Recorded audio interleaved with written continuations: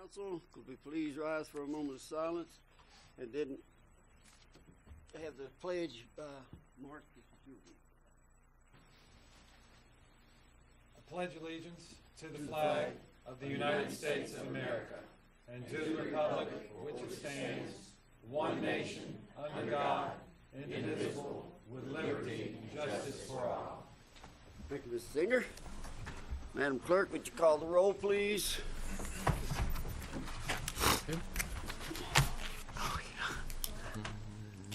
Mr. Lusby? Here. Mr. McKeeman? Mr. Penn? Here. Mrs. Tingle Sames? Mr. Showalter? Here. Mr. Singer? Here. Mrs. Tackett? Here. Mr. Thompson? Here. Thank you, ma'am. We do have a quorum. Next item of business is approval of minutes for 5/19 and 6/2, the special meeting we had. I'd like to do those both with one motion, please. Motion for both of them, Mayor. Motion for both, Mr. Thompson, second by Ms. Tackett. Any discussion on either set of minutes? All in favor, aye. Aye. Opposed? Thank you. Show of hands that you did receive your check register. Thank you very much. Public comments. Wow, have a list tonight. So come up and please give your name so that we can record your appearance, and also be aware that we have a 4-minute time limit. So start off with Mr. Quick. Mayor, Council, David Quick of Georgetown Main Street, providing our regular update. We had a busy month. I've been working with Twisted Twigs and Country Peddler. Twisted Twigs is going to actually be moving into the second storefront available, so they'll be kind of merging. They'll be separate businesses, but in the same big space, 2 separate windows. And it's a really exciting opportunity for us to have a new business on Main without losing a business on Main. So we're doing everything we can to help, whether it's moving boxes or promoting them online. Also help coordinate our sidewalk sale that we had on May 17th. Going around making sure we got as many people as possible involved, as well as taking pictures the day of in order to promote the event. And that was a really exciting time. I had to jump away after that to head down to Nicholasville to their racing vine to try to poach some of their vendors for our Taste of Georgetown. Also attended our state regional meeting on the 28th for the Main Street programs in our region. I've got a lot of interesting information about that, and we'll get additional information when we go to the August meeting, which they confirm the date, some information on that. One good note, Georgetown's ahead of the trend. The National Main Street Center wants all Main Street managers to now be called directors. We already did that. So we have one checkbox already done. Also worked with John and Lori over tourism on the Horsey 100. We went out there, manned their booth for a couple of hours while they went to lunch. Had a great time out there meeting all the folks who came into Georgetown, just helping them to learn more about our downtown, places they can go to eat or shop. Also became very envious of tourism's booth, which I hope to duplicate at some point, but for Main Street. Met with Festival of the Horse Committee, and that was our first big meeting as we're really leading into it. The one earlier in the year was kind of preliminary. With the unfortunate departure of James Kepi, I'll be taking over as coordinator for communication between the Festival of the Horse and the downtown merchants and residents, which I think is a very good match for myself and for the Main Street program anyway. So that's an exciting opportunity and a chance to strengthen our relationship with the most significant event that happens in the county. Our board has also approved our new financial policies, and we have revised our bylaws. That was something that was a long time coming, and we did a lot of work on that. I had written up the new financial policies and then revised them and wrote to the board. We had a committee work on the bylaws and that, and then had a couple rounds of revisions. Last thing, I'm trying to race through here. The White Castle Praisemobile has asked to come to Georgetown. They contacted Chamber of Commerce first, and the Chamber, thankfully, or me, referred them to me so that they didn't end up going out to a subdivision or a shopping center.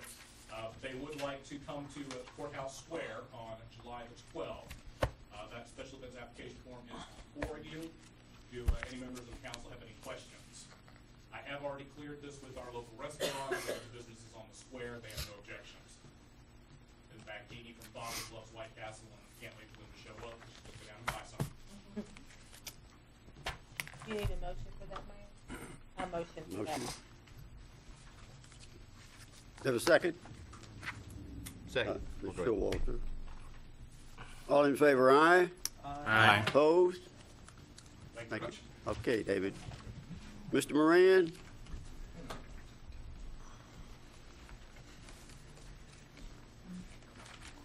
Thank you, Mayor Barney, City Council members. My name's David Moran. I'm here with my wife, Paul Moran. We reside at 106 Tim Tam Trail at Derby Estates. I'm here to bring up a water situation we have. Just got to thank Mr. Barney. You've been out seeing I've been the out there. situation. Several city council members. I have some pictures here I'd like to take a look at. I've contacted Mr. Shearcat from District 7 with the state, Mr. Farmer from District 7. He's advising me, he's had some engineers out here to assure me that this new project is going through with the bypass out here, that this is not creating that much of a runoff, but we have a major, major problem out here. And again, I've got some pictures I'd like to show you. We've got several neighbors here also that are going to be speaking on this situation. I don't know what else we can do other than bring it to the city council meeting and hope that we can all come to an agreement here and try to get something done. I went to the planning and zoning and asked for the plans, and apparently Mr. Kyle, what his last name is, I'm sorry, Goodwin. Our city engineer. Do you have the plans with you, sir? Do you know something about those? I don't. Oh, you don't? They're probably at some storage. Okay. I could probably dig them Because up. gentleman, Brad or something, told me that. Brent had told me that you had stopped by and picked those up. He emailed me a copy of. Okay. CAD Okay. file. But anyway, even in our cul-de-sac, the runoff, we don't even have a drain in it. And these pictures you'll see, when this was developed, the curb that was designed there as a cutout, it's all running right in our backyard, for one. And then also, when it rains a whole lot, this water is just coming from this runoff, and it's just creating chaos in these backyards. This last major storm we had, it's almost got up in some of the basements. So I don't know what we can do here, but again, I appreciate your time and effort to try to. Well, we'll certainly support you at District 7. I'm sorry, sir. I said, we'll certainly support you at District 7. Let's see Oh, the okay. pictures. See, So it's been even worse even in this spring where we really haven't had really bad rains. I don't really remember any really great it gully seems A water. couple of It's got 3 worse. weeks ago, we did, it was a monsoon. I don't know if you, Mr. Tackett, I think you've been out in that area. I have too. been. Have you all been out there when it was after a rain or while it was raining by chance? I was just up seen- there after the rain. I just seen the results after the rain a day or so later, so, So- the mud and the, It's, and I guess you really don't see the blunt of it unless you're there when it is actually right when it's feeling a lot of raining. And I've noticed since this projects went in, and I know all the projects are justified, but I don't know whether the drainage was put in right or what the situation was with that. And I'm sure if Mr. Farmer needs to be here to explain that with his engineer or whatever. But again, I really appreciate, and we're gonna hear some more from our neighbors here. Okay. So it's been worse since. Yes, sir, I since it believe it started. has. I mean, I know it has. We've got pictures before and after, so. Since they started the project? Yes, yes, Yeah, ma'am. okay. Mr. Varney. Go ahead. no, Yes, you sir. go ahead. It's a similar issue to what Willow Lane? Mr. Penn brought Yeah. up, or not, you didn't bring it up, but it was brought up before us last year. And I've been out multiple times, and I know you've been out, I think Kyle's has been out, Alvin Lyons has been out with me, and it's a pretty serious issue. Huh?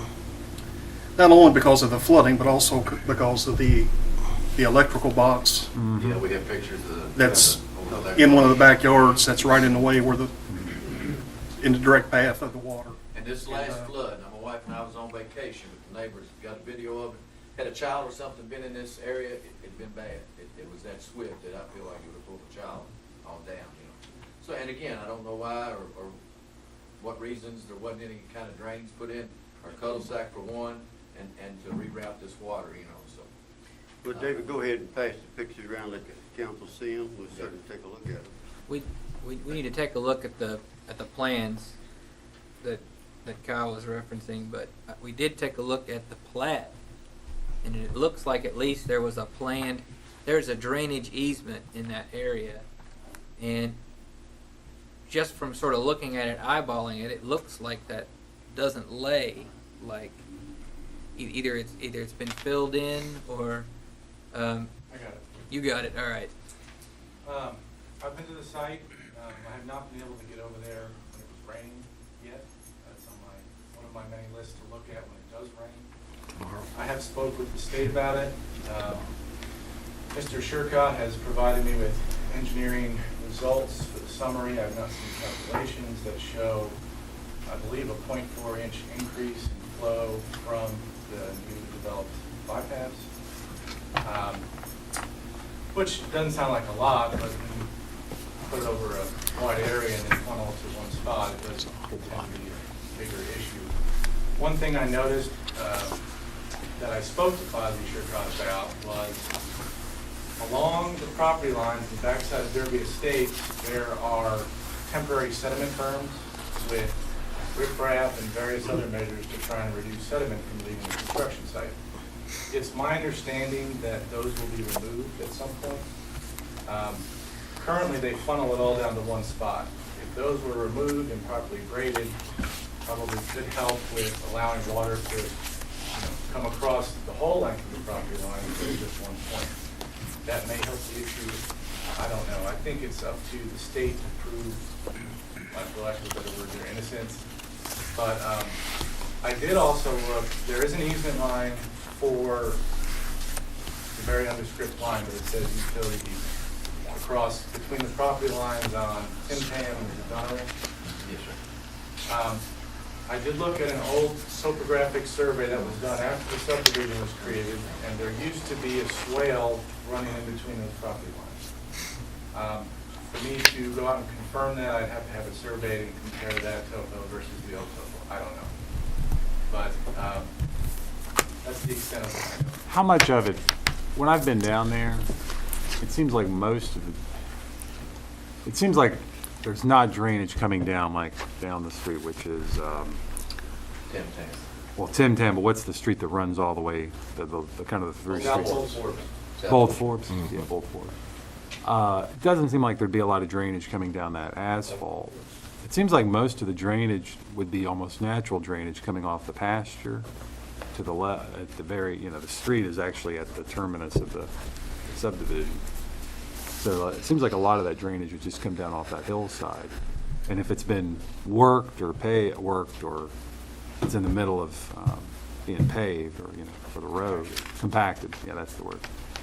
That's only gonna get worse. Yeah, you've got a 40-foot wall there. Yeah. I'm guesstimating it. Oh, you had about a 40-foot wall put there by God himself before they, compacted the soil to start the road. No, this wall was built up there. Yeah. When they did the bypass. That's the sound barrier. Oh, I'm sorry, the Yeah, sound barrier. right. I thought you were talking metaphorically. But the rest of it, but as far as that swale coming back behind Old Forbes, I don't know. I mean, it seems like most of it's would have been almost natural drainage, and I don't know why they put a box there, or what the mechanisms were as far as trying to get it to drain off. But I think a lot of it's a natural problem. One thing, when I also spoke with the state, I asked them why they didn't put detention basins out there. It's the state's policy to not install detention basins so that they don't have to inspect all the detention basins. I mean, they have an MS4 permit just like we do, but the difference is they don't have a population. They have thousands of miles of road, and for them to go and inspect detention basins for a permit is really not the best use of the tax base. So that's why they don't install detention. But again, I know I've used up more time than I should have. Thank you. Thank you, David. Mr. Varney, Yes. and I don't know how many other homeowners are here, but, and not to dissuade anybody from wanting to get up and discuss this, what do we do at this point? And maybe that ultimately can help answer any questions that the homeowners might have from now moving forward. Where are we at? What do we need to do? Well, look at the plat. Well, I would need to spend some time figuring out, confirming if there was a swell there, how big it was, or we could just install a swell there. That would probably help. Would it eliminate the problem? Probably not. You'd have to do some engineering calculations to determine that. When the state finishes building and the grass has grown up, that will certainly help. And if they remove those berms for the sediment, the temporary sediment control, that should help. Do they have, do they have drainage, surveys as far as what's going to happen as far as the drainage down into that area typically after the road is finished? After that certain amount of? I don't believe they do an as-built. It's the only street in the subdivision that does not have a drain in it. We've driven every street in the subdivision. There's only street in town that does not have a drainage ditch. You know, this sounds eerily familiar. Oh, yes, very much so. And I would recommend that we go the process that we did to correct the Willow Lane issue, only it's not corrected yet. No. So, you know, these homeowners, having been in this position, these homeowners deserve an answer of what our next steps that we're going to take, and kind of to reinforce Mark's point. If there is a way that we can contact the state quickly. Well, we can certainly do that. I don't see them changing their course until they get finished up there, what they're going to do. But certainly they have to abide by some premise of design with these. And I can't imagine, just because they refuse to build detention basins because they don't want to inspect them, that they could go in and flood a neighborhood.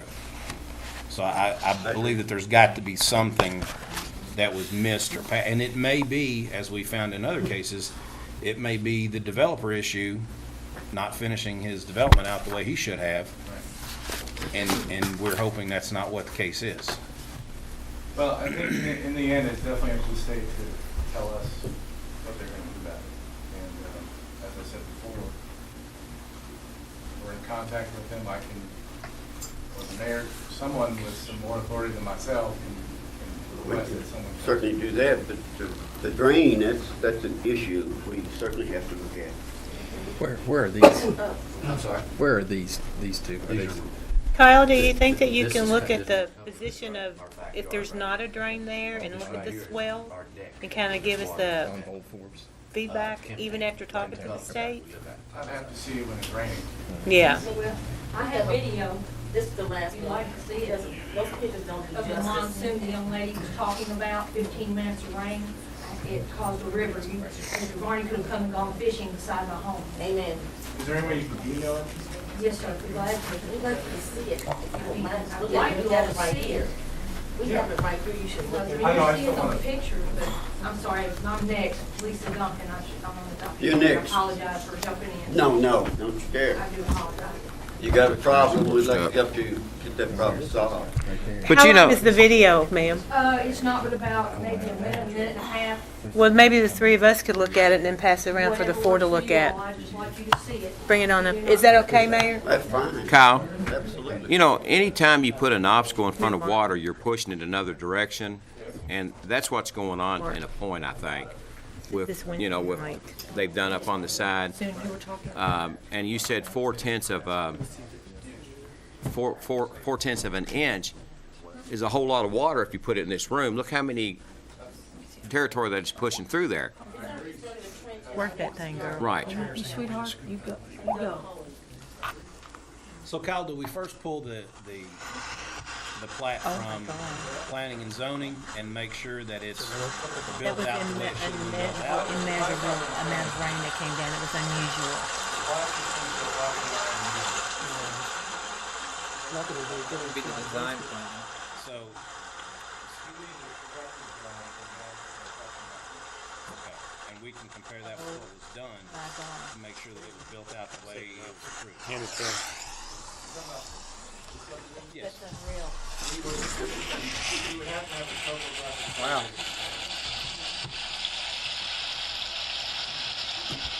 That was that Wednesday night about 8:15, 8:30.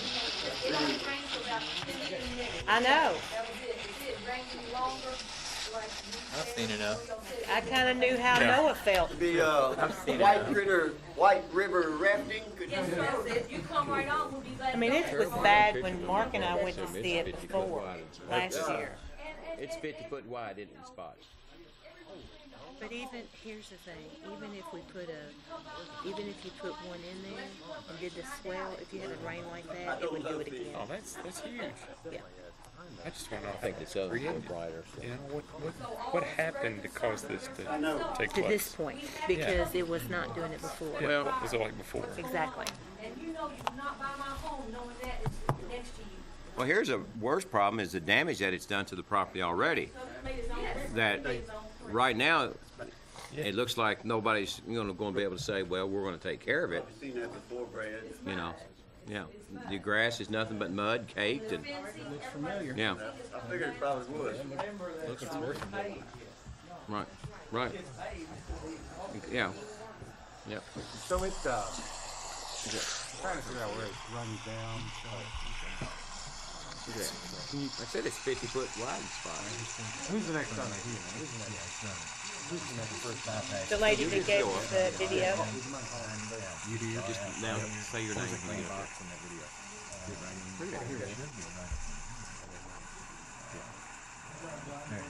I want to told Paul to come here, so. Just, and we have another speaker. All right, I'm gonna go on the same thing.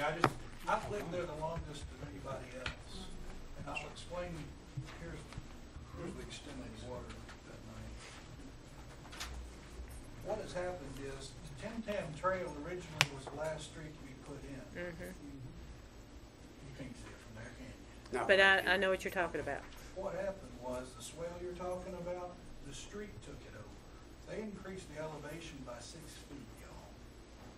And what happened was, is when I used to live there, the water used to come out in that field, because I lived at 136 where the bend is in the street, and it used to go off in that field, and the neighbor and I used to farm right above there. And the water used to go off in that field and just disperse, and it would find its way down into that creek, to where the bridge is. And half the time, water wouldn't even make it down there. When they built that Tim Tam Trail, all that water started flowing through there, and ever since 2000, I have called the engineering department, I've been to the city ordinance department, and I told them, I said, you have a problem here, do not accept the deed when they want to sign this over to you. You have electrical wires that are exposed that are 5 feet underground. You have an electric box that gets covered at least 6 times a year in my backyard. Right now, the phone box there is bent over, just from the sheer force of the water. That's never happened. The 0.24% they're talking about is rubbish. I know math, I can do math. If you do the calculations on it, that's over 100,000 gallons of water in 15 minutes. As far as the slope, 0.24. Yeah, well, we're talking about a 0.24 change. What the engineer told me was a 0.24 change in the amount of water. That hillside is at 80 degrees at 40 feet. I calculated the water flow 10 years ago in my backyard, probably 20 miles an hour. So you're saying the water comes down, well, naturally, before anything was there, came down into that swell where Tim Tam Trail is now? Is that what you're Do saying? that, and it still was high. Yeah, makes The sense. problem is there is a, what they call a summer spring. It only fills up when it rains really hard. And what happens is way up on this hill. Are you on Donna Rail? Yes. Okay. What happens is way up on this hill, it comes off this farmer's pond, way probably 30 acres back. It fills up, it overflows. It flows down the stream, goes underground, comes back out behind Mr. Genasio's house, where these trees are. And as you can see, there's a road where those trees used to be. The only time you have trees, especially in warm weather, especially in drought conditions, is that you have water source. They cut every bit of that out and lowered it in order to put that road probably 20 feet. So what happens is the water has no time to collect in there and raise up and go off slowly anymore. That used to be clear water. You could drink that water. Now it looks like chocolate milk. And there's no way that water is able to disperse underground and then spread out. The engineer told me that the other end of this street down at Western, that they had to take a 50-foot hole and fill it with cement to cap off the spring that was coming out of there. Now what has happened is all that water now is going back up in ours because it has no place to go. No place to go. I talked to him 2 weeks ago when they had that open house out here for the other one. So he was, you know, dead on. He said, yeah, that was a sinkhole. We had to fill it. Huh. What has happened is they've now We had filled a the sinkhole up sinkhole. here, wasn't it? I'm sorry. Now, I can say the road's not going to maintain itself. Your biggest problem is, and I asked him about this, I said, why can't you put a catchment basin on the other side of this road and divert it down to Long Lake Pike to that creek? Raise up the elevation, and what he told me, he says, you know, by our regulation, we have to increase or decrease the rise of the land in order to match the way it was before. I said, but the problem is you put it back at the same level, same angle, but you decreased the dimension of the hole now. And I said, that doesn't make sense to me. If you look at the other end of the street where the bridge is, that goes over to South Bolton, there's 3 holes, and they're about this high, and they're made for a certain amount of water. If you look at the hole that's on the other end, that comes out under that bridge, it is this high and this big around. They clearly were planning on enough water to come through it because you always build for more instead of less, right? So what they've now done is they've increased the volume of water space this much, coming through a subdivision, going into 3 holes that are this small. Now that doesn't add up. We had that They problem clearly knew this last year, before a they couple did years it. ago, same Now, problem. the problem with the catchment basins is they messed up. Mr. Giannazio was telling me when he went to the open house, I don't know how many, year ago, they assured him, they said, well, your property line's fine, it won't be near your house, don't worry about it. It's 10 feet from his property line to that fence. The man was out there last time it rained, he was out there with a hay rake, and the water was piling up in his yard because the hay they put out was damming all the water up coming towards his house. This amount of degree, 10 feet from his house, rolling down. Now, what would you do? What I think has happened is they misjudged the line and the road, and the catchment basin they put in there, if they had one, would not give you enough distance in order for the water to rise and then fall. The catchment basin originally also for what do they call it? The sedimentary control is intended to be temporary. What the man told me, when I had them all in front of him, I said, what are you intended to do? He said, well, we might leave those there. I said, well, I'll tell you, the rocks are very clean. I said, they aren't catching any sediment. And I said, the other problem is this has to go right to the articles in the city. Under Article 5, Erosion Prevention and Sediment Control, if you look down at the end of that creek, and I looked it up today, I wasn't very familiar with it, but it says there that you have to have retention facilities and on-site stormwater retention plan going into that creek. Now, that's a protected water area. You've had thousands and thousands of gallons of sedimented water runoff going into that creek right now. The nature folks haven't even known about this. I've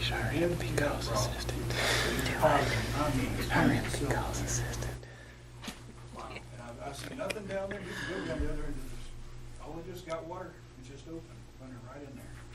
There's no hole. There's no barrier. If you go down to the other end of the street where the bridge is, it has the 3 holes for the culvert.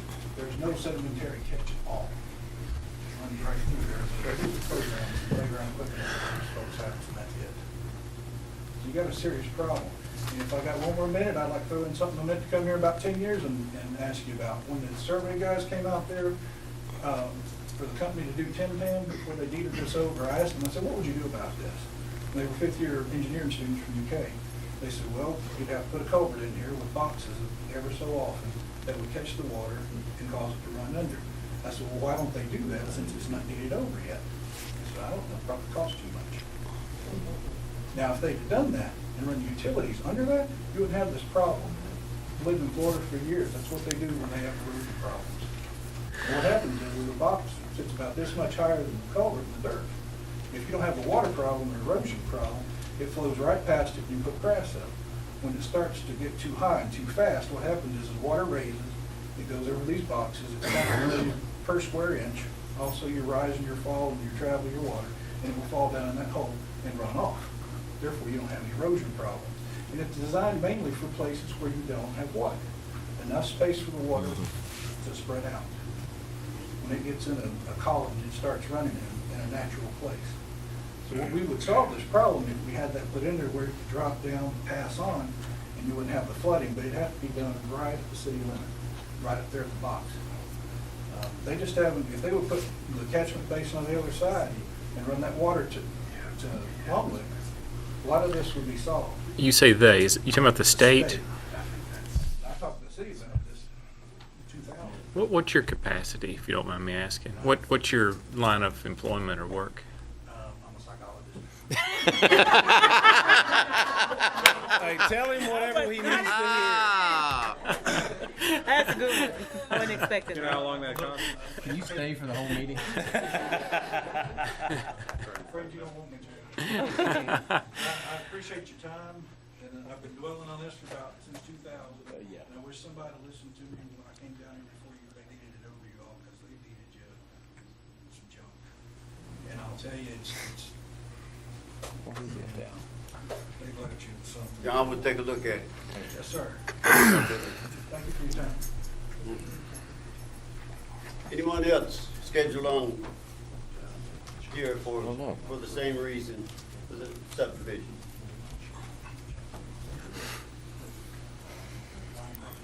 I'm just going on Forthright, and I'm at 134 Don Rail Drive, and just to reiterate what John has said and Lisa showing the pictures and the videos,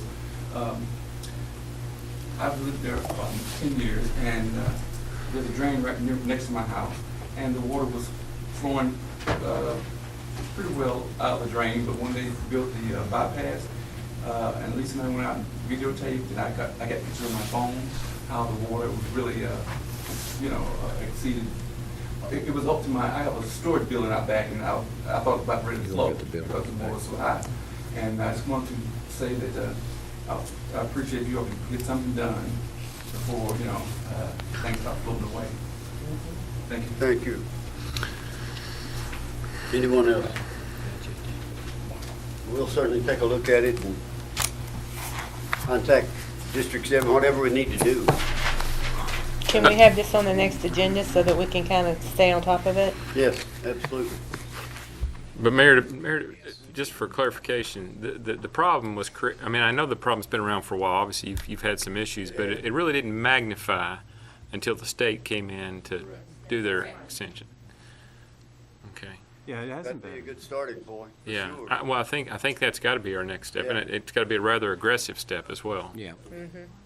I mean, we haven't had a ton of rain this spring. It's No, I think if we did. That one bad one. one bad one, that's- You get fiber in the cover like the box. And I'm elected, I'm not calling them yet. So when they come, they don't care what they do. Some, yeah. 5 a year prior to the road. 5 years coming away from the box. Now it's time to really sprinkle just about. Lisa, you have anything to add? You want to say, No, sir, I just appreciate any help that you all could give Mr. Barney. appreciate you Please. being here very much.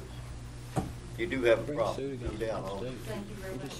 certainly take a look at it. At home where we really need, safety-wise, is, again, to reiterate, if there had been a child out that night, I was videotaping, she come to the window and yelled at me, get back away from the edge of that, it was really rolling. I mean, and so if there had been a child out there, we all could have had a death on our hands. Is there an active homeowners association? By any Okay. chance? No, not the No Derby. homeowners association. No, sir, not Derby. Okay, thank you very much for being here. Mr. Wallen, you're next up. My name is Obi Wallen. I'm here on behalf of the Oleka Shriners in Lexington. We're asking that on June the 16th is a Monday, that we have the right to do a roadblock for fundraising. We'll be at Main and Broadway and one at Cherry Blossom and Walmart there. Connector Road, thank you. And also, we'd like to do one on October the 17th, it will be on Saturday, for the same reason, to raise funds for the Shriners It primarily goes to the hospital, I believe. And last year, I'll just give you a little bit of an update. The roadblock that we set up last year, we raised about $3,000 in about 4 hours. The roadblock usually runs from 2 to 6. That money primarily is to fund the rodeo that we had at the horse park in November. We had about 6,000 people that came to the rodeo. This year, there's going to be national competition. Before, we just had local and statewide rodeo competition, but this year there's going to be national competition at the rodeo. And we hope to raise, we raised a little over $50,000 last year. We hope to do a little bit more this year. Council? We do it every year. I make a motion that we allow for both Dates? both dates. I'll second that. Is it a road block? No, they just stand on the side of the road where they just, Roadblock, sort of like the fire department with the boots. I just want to make for sure so that he does not have to fill out one of these, or he does. I still would like one of those so everybody knows. So just to make sure that this That's is fine. done as well. I can pick that up later. You talk to Tracy. Pick it up from my office. Pick it up from her office. Right, What paperwork. was the other date, October? October the 17th, that's on Saturday. It's a little closer, and the reason we do that is to promote the rodeo. We have printed information that we hand out to everybody, while we're also asking to donate a little bit of money. So it's a Double dipping. twofold project. Good. Second to that motion. I think it was over Second. there, first and second over there. Fred. All in favor, aye? Aye. Opposed? Thank you, sir. very much, Mr. Mayor. Hope you reach your goals. Mr. Royce? Barry?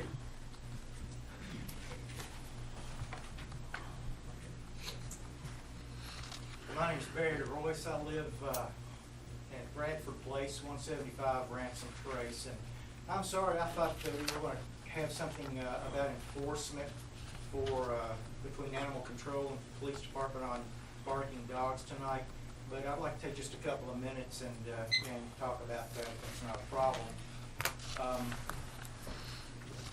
Around the first of the year, the property next door to me was sold. And the new owner decided to use it as a rental property. And the new renters have brought some dogs with them. And I've been having a little bit of problem with that. And I'm having a problem also with an enforcement of what I'm sure is an ordinance on noise. And it just appears that it's a runaround. I have spoken with the police department a couple of times. Enforcement themselves, I've spoken with the owners of the property. And I just would like to know what my options are as someone that has to deal with this on a daily basis. Because I don't seem like that I'm getting any support from any of the police department or the enforcement, animal enforcement. You want to address that? Yeah, we did have a meeting this afternoon, an interlocal committee meeting to discuss that very issue. And even though it doesn't appear on the agenda as that, we had planned on having that discussion this evening. So I guess I would ask that we discuss it at that time, but I will just say that I feel like we have come to a resolution of how to deal with that. What exactly is this is a barking dog issue, is that correct? Yes, sir. That has to do with our city ordinances. What exactly were you told by First Animal Control, and what exactly were you told by the police department? If you can just explain that in detail. Well, the police told me, obviously, that they have to actually hear the animals barking, and I can sit and listen to them for 3 hours, and the 2 minutes that they stop when the police actually... They must have seen the cop cars before. And also, Animal Control basically told me that they could offer a warning at one time, and after that, it's a civil issue, which was never really explained what a civil issue means. I've got a pretty good idea, but I wanted to hear it. Aren't these large dogs also, right? That's what I've understood.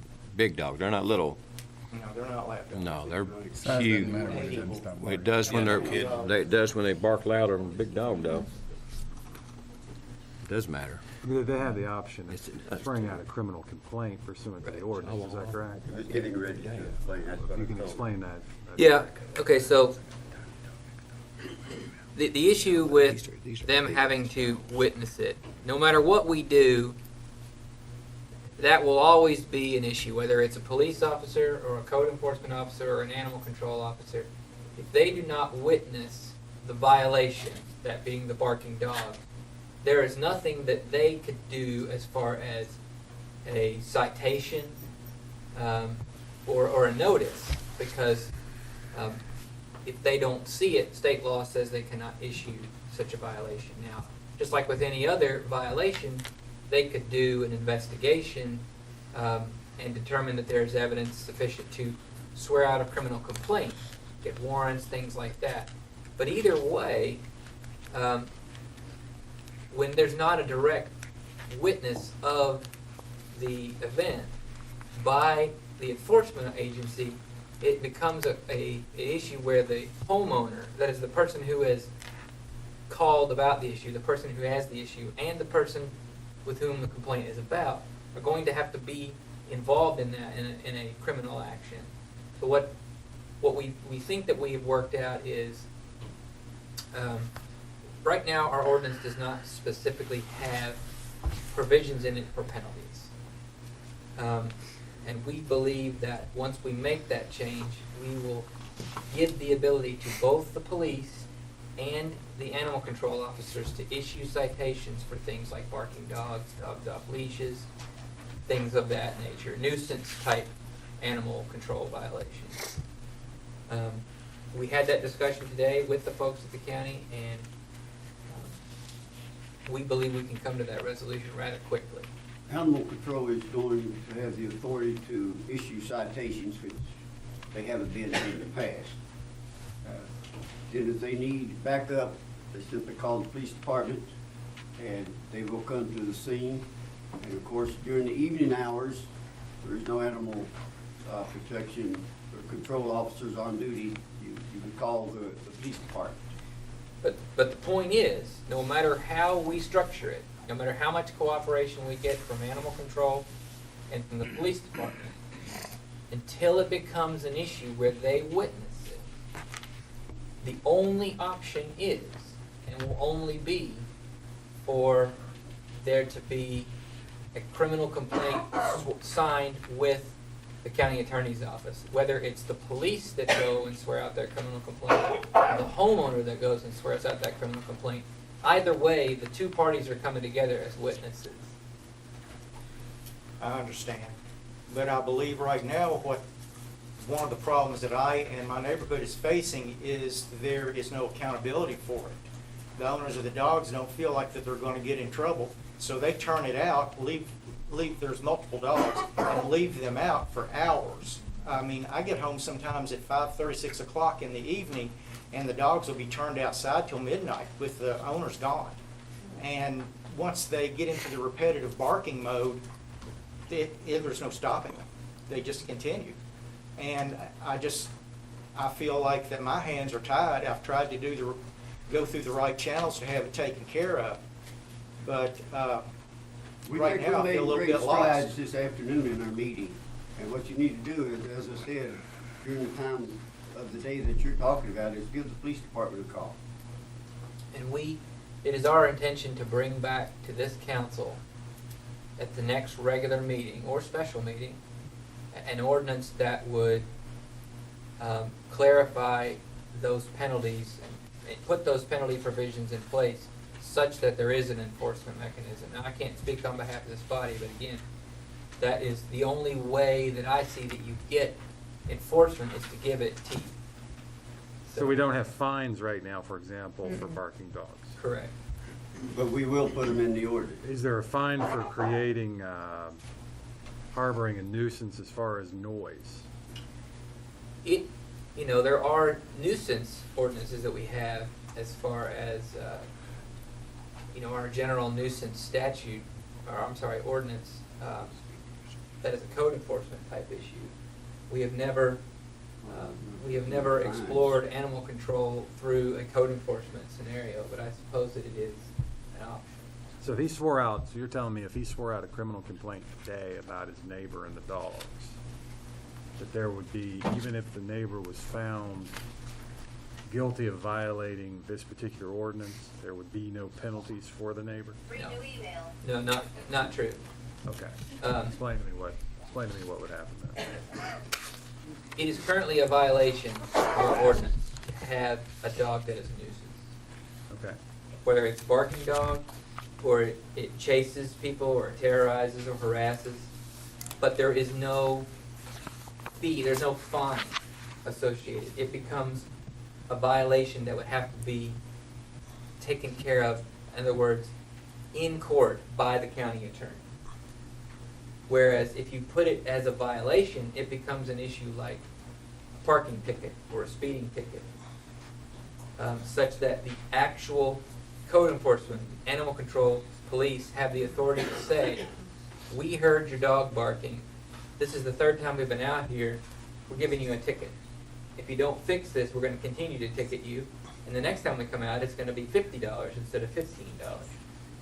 Until that time, it remains an issue that somebody would have to essentially agree to bear witness to in a court of law.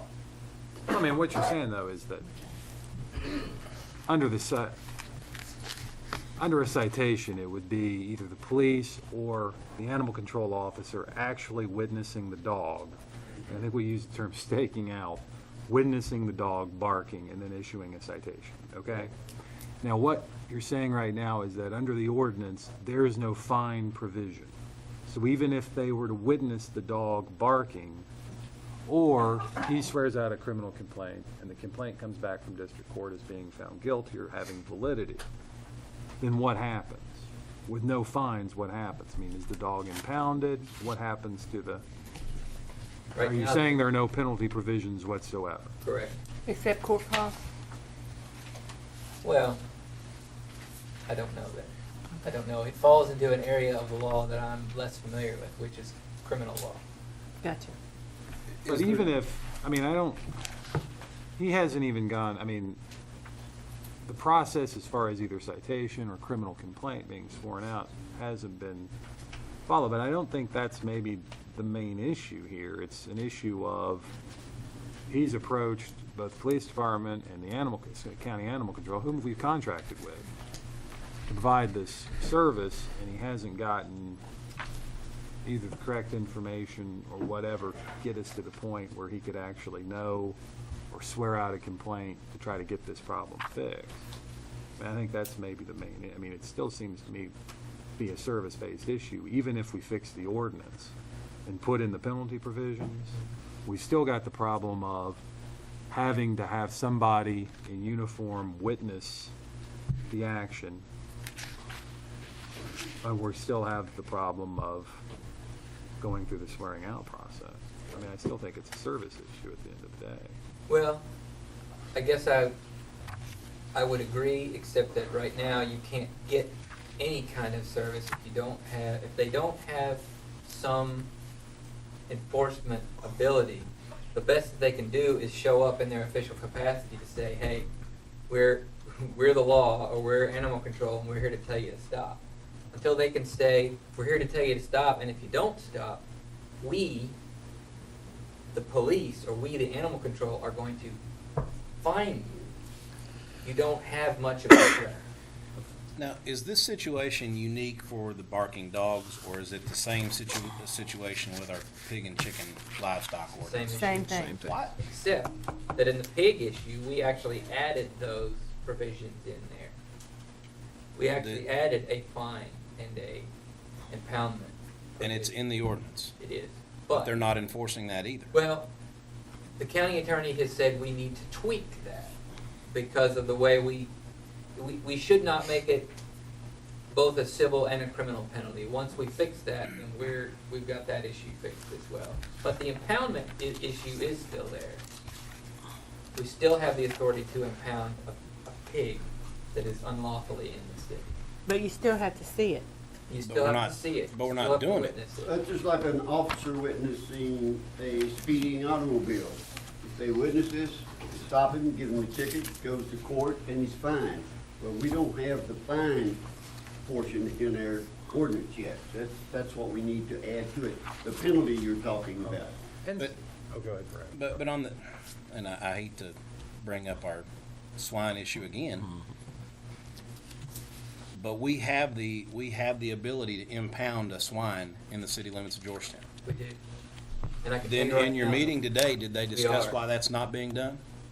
I don't believe we directly asked that question. Insofar, I don't want him, I mean, it's summer, I don't want him and his family to lose the enjoyment of their property while they're waiting for a first reading and a second reading on an ordinance that may or may not face the situation. I still wonder if this is a service issue. But insofar as his particular problem, and there's some other problems I've heard about in the city regarding dog barking dogs, is there a way for them to approach the ordinance from the standpoint of a nuisance? Are there teeth within the nuisance ordinance, the code enforcement nuisance, in terms of the noise ordinance?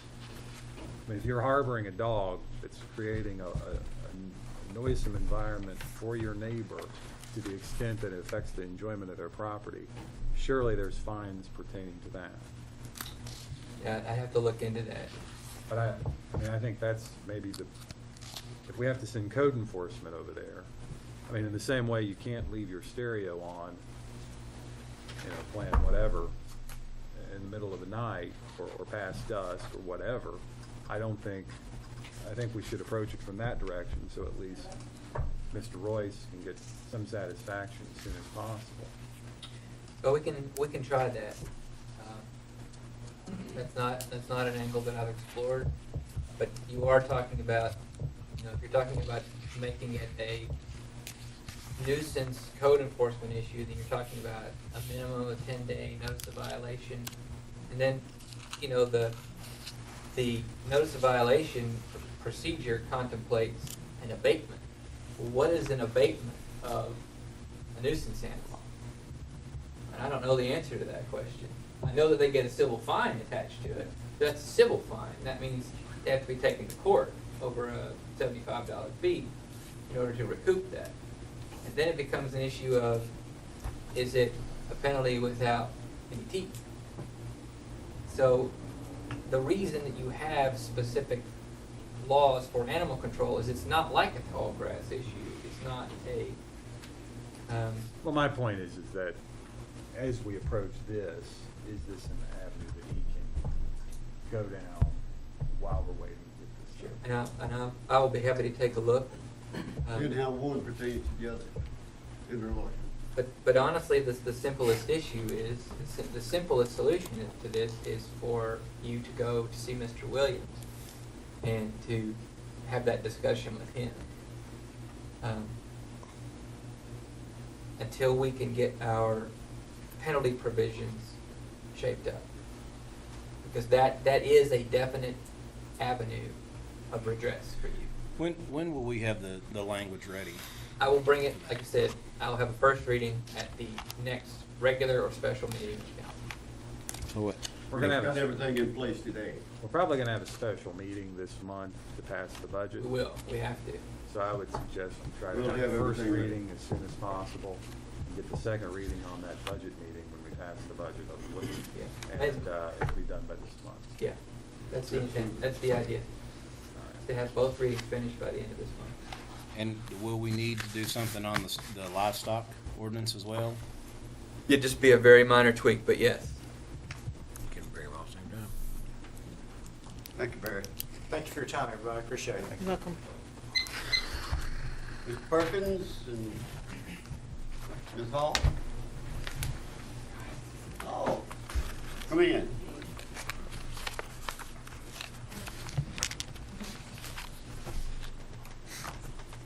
Hi, so my name is Brian Perkins and this is Gene Hall, and we're here on behalf of First Christian Church, and we are having our annual back to school bash on August 2nd, and it's from 4 to 7 p.m. and I don't know if you all remember last year we asked you all if we could close East Clinton Street between Broadway and Hamilton from the hours of about 3:30 to 7.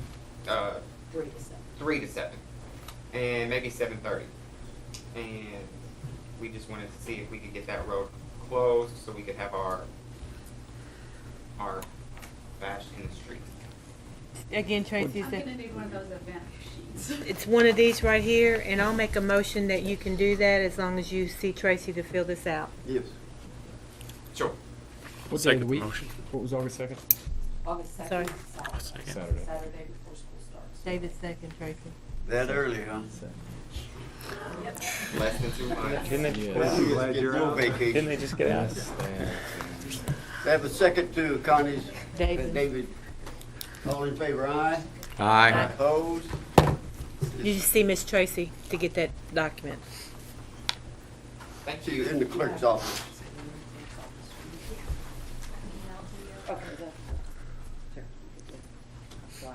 Tom Combs.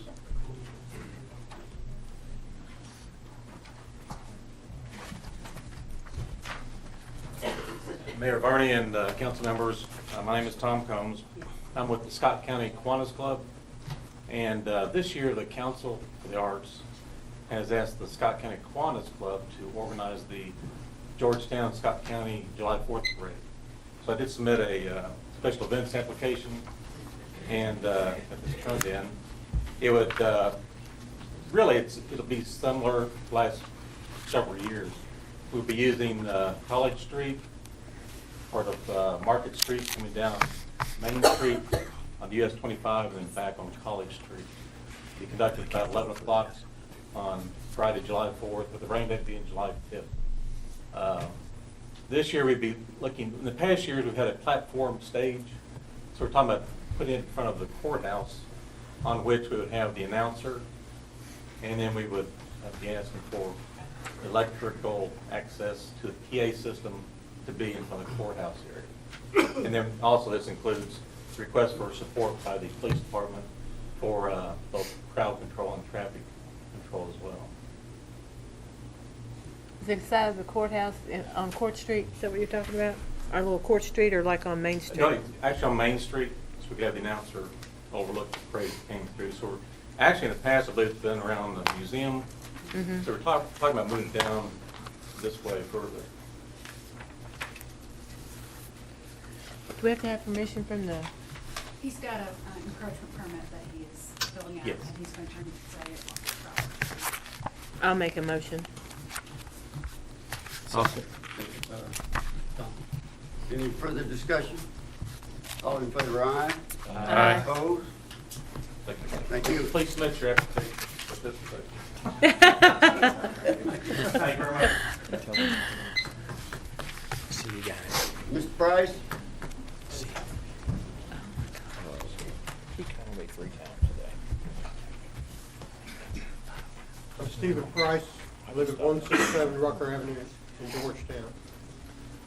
I have distributed to you paperwork about your acquisition and plan to demolish buildings across the parking lot. And I have an addendum to give you, but I don't have it with me because former Councilman Steve Glass copied it for me, and I've not been able to catch him to collect it and bring it here. But Mayor Varney, I was going to ask you if after I finish here, I'd like to go down there and get that paperwork and bring it back up here. And would you then let me distribute it later in this meeting? Yeah, I have no problem with that. Okay, all right, thank you. And then when I have time, I will get you further a copy of this letter that I'm writing to the editor of the Georgetown newspaper, News Graphic. And I'll just read you a section of it in the time I have left. Dear editor, please publish the following. Georgetown Council and Mayor have sincerely and with good intent planned to relocate Georgetown Police Department into a better structure at a better location. Much of the council discussion was led by Councilman Banker David Lusby and by Councilwoman Realtor Connie Tackett, and consequently focused mostly on financing the proposed relocation. cost of a new police building was compared to the town's available funds and borrowing capacity. There is another way of looking at the proposed relocation of the Georgetown Police Department. A farmer, a carpenter, or a bricklayer would see such relocation as a matter of assembling certain materials, timber, bricks, mortar, and steel or asphalt roofing stock, to make the dry space needed by the police department. If such dry space is already available in an existing building,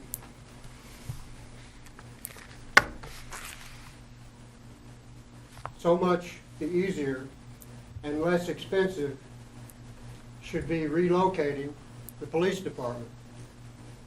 Such dry space is now available to our town government in the existing buildings they have contracted to buy just across their parking lot at the corner of North Broadway and Washington Street in downtown Georgetown.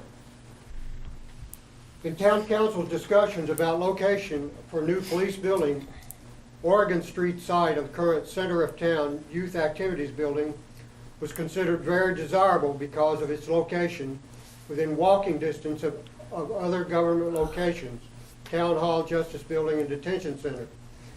The Scott, Worthington, and Gillespie buildings town has contracted to buy, being located very near Town Hall at said corner of Broadway and Washington Street, often even more of the same advantage, that is, walkable proximity, in addition to the great advantage that their use by our town to house police activities would not displace services offered by center of town. Georgetown, and that's all I'm going to say now, but you can read it further in the Georgetown News Graphic if they will publish this. And I'm going to say regarding your cry for need for more parking, cry of a need for more parking, Councilman Steve Glass commented to me Friday on the street. If they need more parking, they should come to the Festival of the Horse every October, see thousands of people walking the streets of Georgetown when there is no parking available.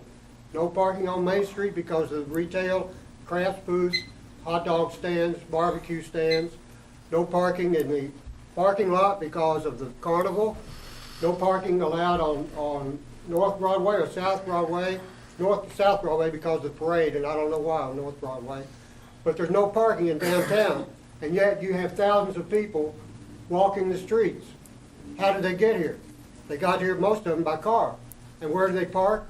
Nobody knows, and nobody, even why should anybody care? The point is, if somebody wants to come downtown, they will find a place to park. That's a comment of former Councilman Steve Glass. He asked me to quote him to you verbatim, and that's what I've done. Thank you, Steve. Thank you. My time up? Mm-hmm. Yes.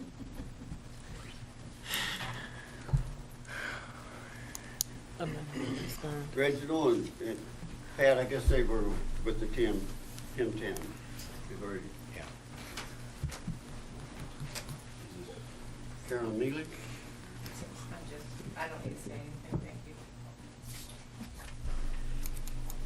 All right.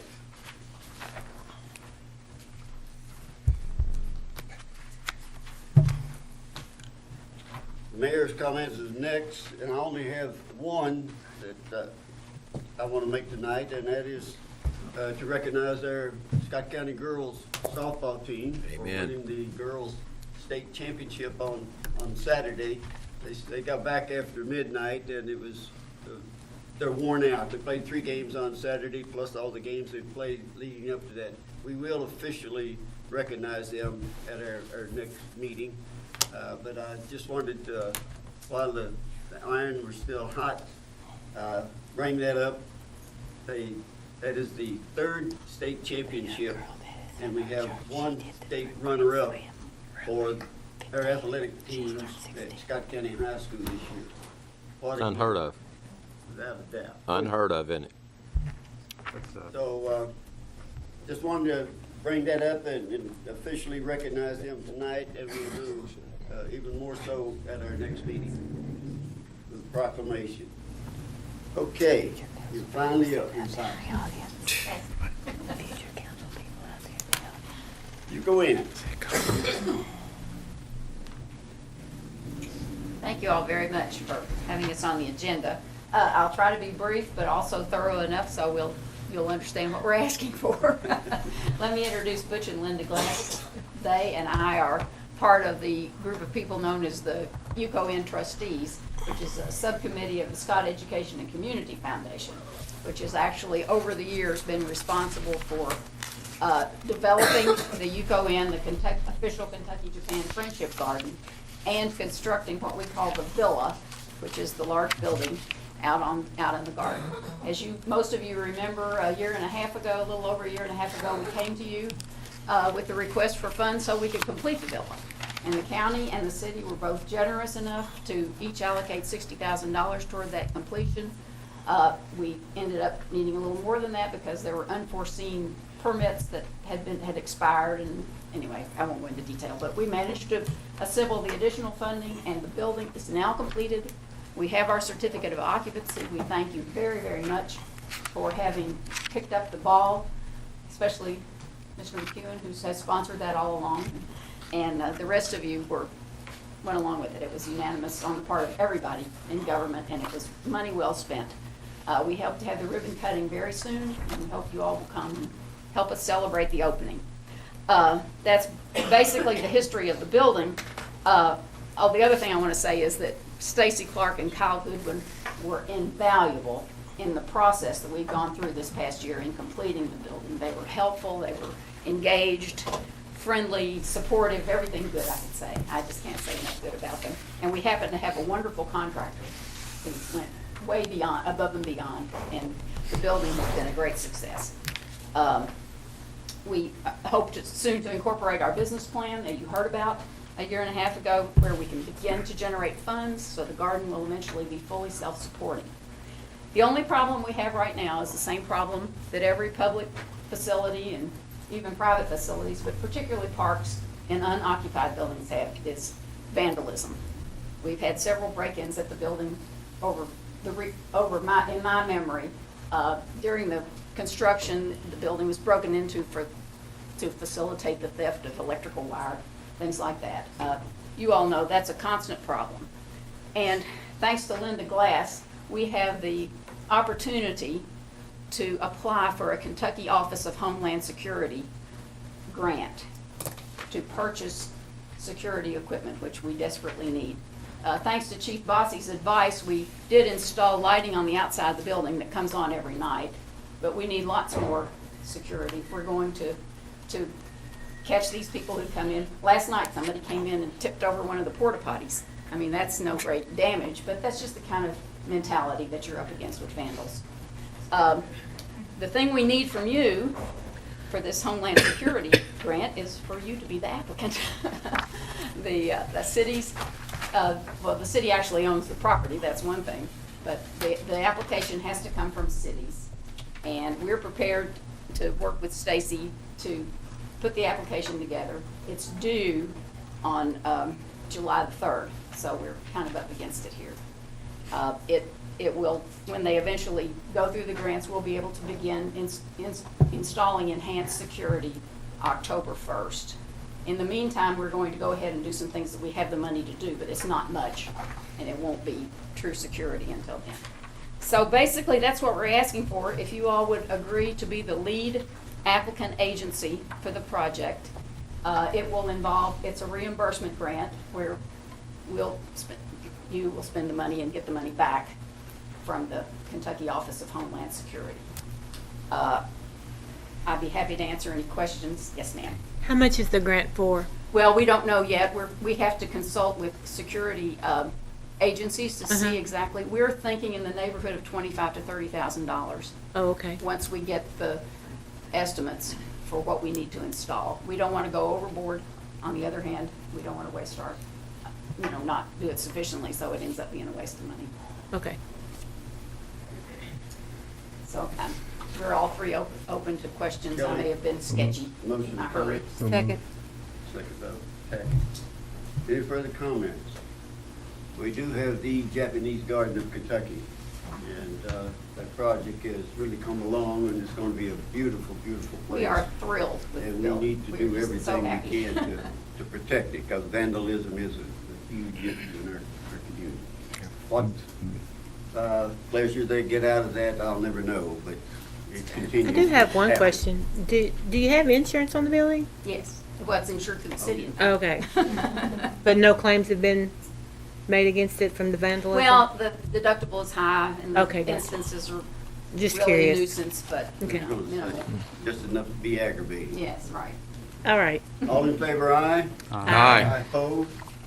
We're glad to do that. Thank you very much.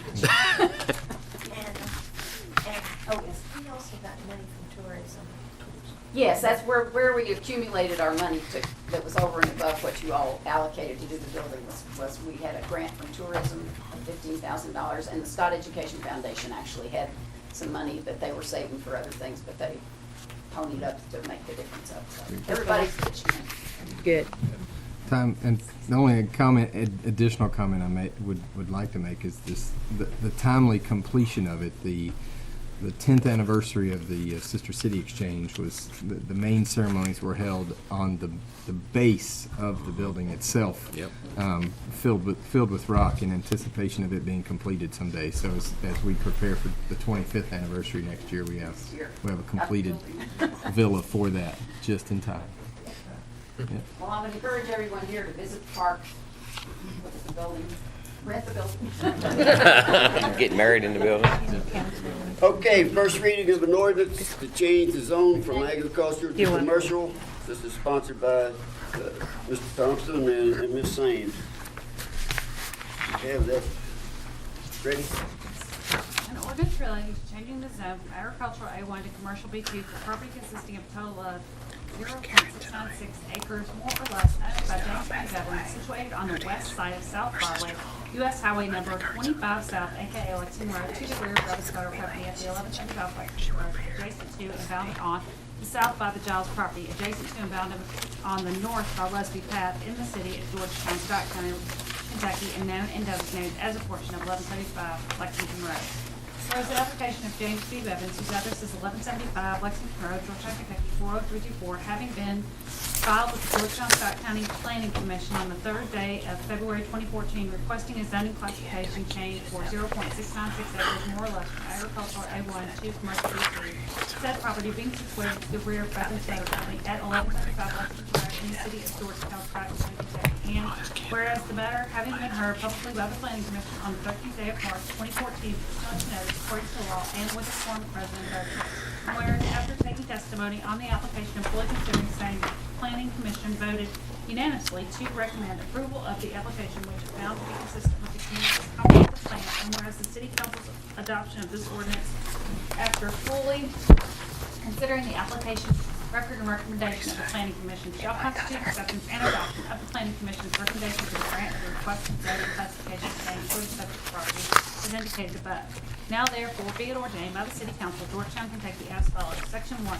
The Georgetown Scott County zoning ordinance be amended to show a change in the zoning classification for that certain property containing a total of 0.696 acres, more or less, from agricultural A1 to commercial B2, such property being situated to the rear of President's Motor Company at 1175 Lexington Road in the city of Georgetown, Scott County, Kentucky, all in accordance with the application for same said property being fully described as follows. The legal description of property, which is the subject of the zoning classification change from agricultural A1 to commercial B2 attached to incorporated herein made part thereof by reference as Exhibit A. The subject property is further identified on the drawing attached as Exhibit B. Section 2, that the Georgetown Scott County Planning Commission is hereby directed to show the zoning classification change on the official zone map and to make reference to the number of this ordinance. Section 3, that this ordinance be read for the first time on the 9th day of June 2014 and read for the second time on the 23rd day of June 2014 and become effective on the date of its publication. Okay, first reading. Anyone have any questions for Mr. Langford? You here? You guys have any comments, planning and zoning? Another piece. Thank you very much. Thank you, sir. Have a good evening. Thank you. Okay, Legacy Trail presentation. Christie? Good evening and greetings, council, mayor, the finance director, engineer, council, and Christie is our cook. Thank you for allowing us to come and be before you for a second time. I'm really excited to be here to have the opportunity to take the next step towards having a legacy trail come into Georgetown and Scott County. Before I introduce CDP engineers for the feasibility presentation, I'd like to go back for a moment, if you'll let me, and just remember how it was here when we had the Red Games in 2010. And it was so exciting because it was the first time it was out of Europe and in the United States, and of all things it was in Kentucky at the Kentucky Horse Park. And you may have heard today that we didn't get it. It went to Montreal, Canada, unfortunately. But one of the signature accomplishments of the WEG Games when they were here, of that event, was the completion of the Lexington Legacy Trail. A small group of us were so excited and so enamored that the trail could do positive things for our community as well as Lexington, that we said, why can't that trail come into Georgetown and Scott County? And thank goodness it comes to the horse park, and the horse park is partially in Scott County, and it just doesn't make much sense if we could just get, sponsorships and support. Maybe we could get it on. So then we said, why not? Our community needs us for so many reasons. For health and fitness, for a safe means of transportation, a safe means of outdoor recreation, and by the way, it'll benefit landowners and benefit the economy of everyone, businesses and companies. And thus began the adventure of building support and determining what, when, how, and where, having scores of meeting with community leaders, with education, with leading folks. One of those meetings, we met with the leaders of the Lexington Legacy Trail, and the information they gave to us was they need to have a feasibility study. And we decided that that would be what we would focus on. And so with the help of a whole lot of people, planning and zoning, the city engineering department, Parks and Rec, tourism, and others, an RFP was led for the feasibility study. After due process, an engineering company was chosen, and our next challenge was to raise the funds. And I was here in September, and I explained to you that we had to raise the $58,000. And the significant thing was that it came from all facets of our community. It came from individuals and clubs and organizations and businesses, companies, city and the county, individuals. And because of that, it really is a community effort. I do want to mention here that without our grant from tourism, which was $25,000, it wouldn't have been possible. So that was a very significant thing, and I want to thank them for that. Here we are 10 months later. We've had 2 community meetings. One was in September, and our second one was back recently in May. We wanted to bring the community in and have feedback, input, just to see if the alignment was what they expected, what they liked, to see if we'd missed anything, just to get a feedback and input. This evening, we're here to show you, Mayor, the Council, and everybody else, all the guests, what this money that you contributed produced. And I think you'll be real impressed with it. It's been my pleasure to work with such professional, dedicated, creative people and the CDP engineers, and I want to thank them publicly for the excellent work that they've given to this project. May I introduce Mr. Jason Hale from CDP Engineering. Thank you, Christie. Let's see if this thing is still awake. If not, we'll need to wake it up.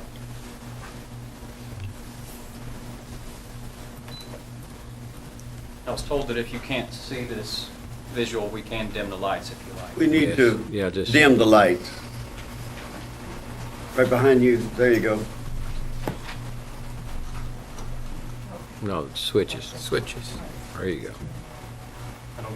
There you go. We'll behave ourselves. Well, we might need a quick to warm up. No.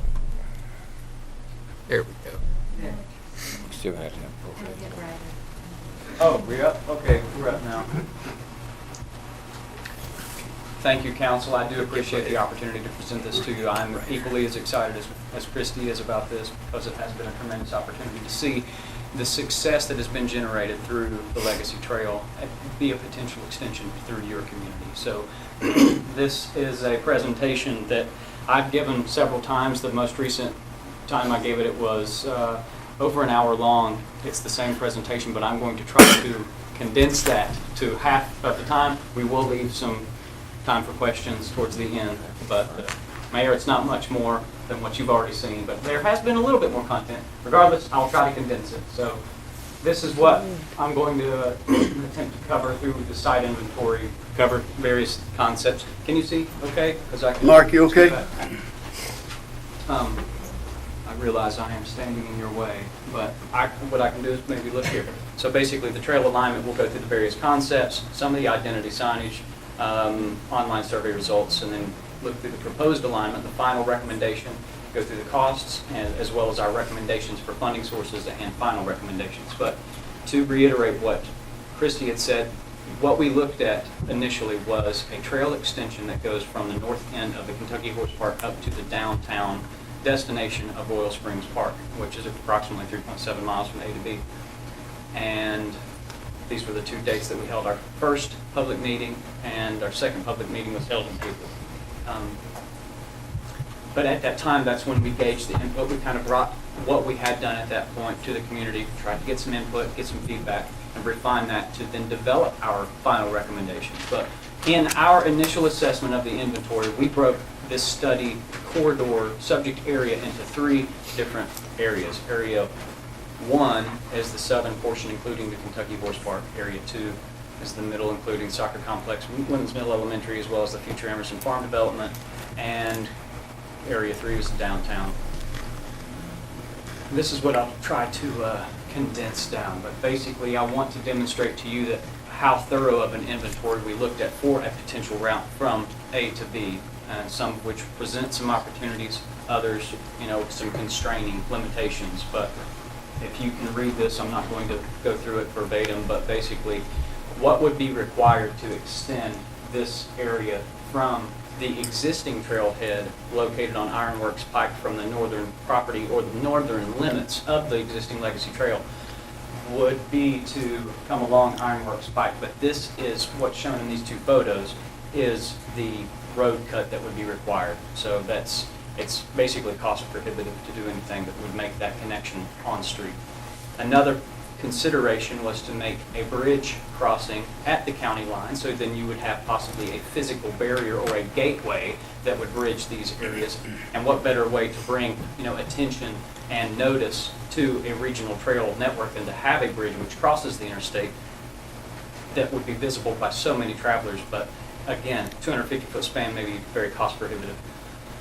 We looked at a crossing at the Cane Run beneath the I-75 corridor, but without saying that without having a engineering study to determine whether the flood elevation, it might be prohibitive as well. There's another culvert that we considered crossing, but this is the railroad. And again, we're trying to get from the horse park to downtown. This is the existing culvert on the northern end of the Kentucky Horse Park. Presents probably the most feasible crossing, because there is an existing 14 by 14 tunnel on the other farm that is used on the Legacy Trail now. So it works. But as we now extend up onto the Area 2, this is the Lemons Mill Road crossing overpass. As you can see, there's quite a bit of grade. What does present some promise is the railroad corridor that leads this direction. Rails to trails are quite possible. We have plenty of head clearance within this area. But dealing with the railroad can oftentimes be very difficult in acquiring property. But further up the rail corridor, there's the opportunity to extend through the industrial park. This is the other 460 bypass, which, if we were to connect this future development, it does get us closer to our destination. This is the existing at-grade crossing there at the 460 bypass on Lemons Mill Road. And, just to take into consideration all of these existing conditions, this is the area behind the Elkhorn Green neighborhood that appears to be somewhat underutilized.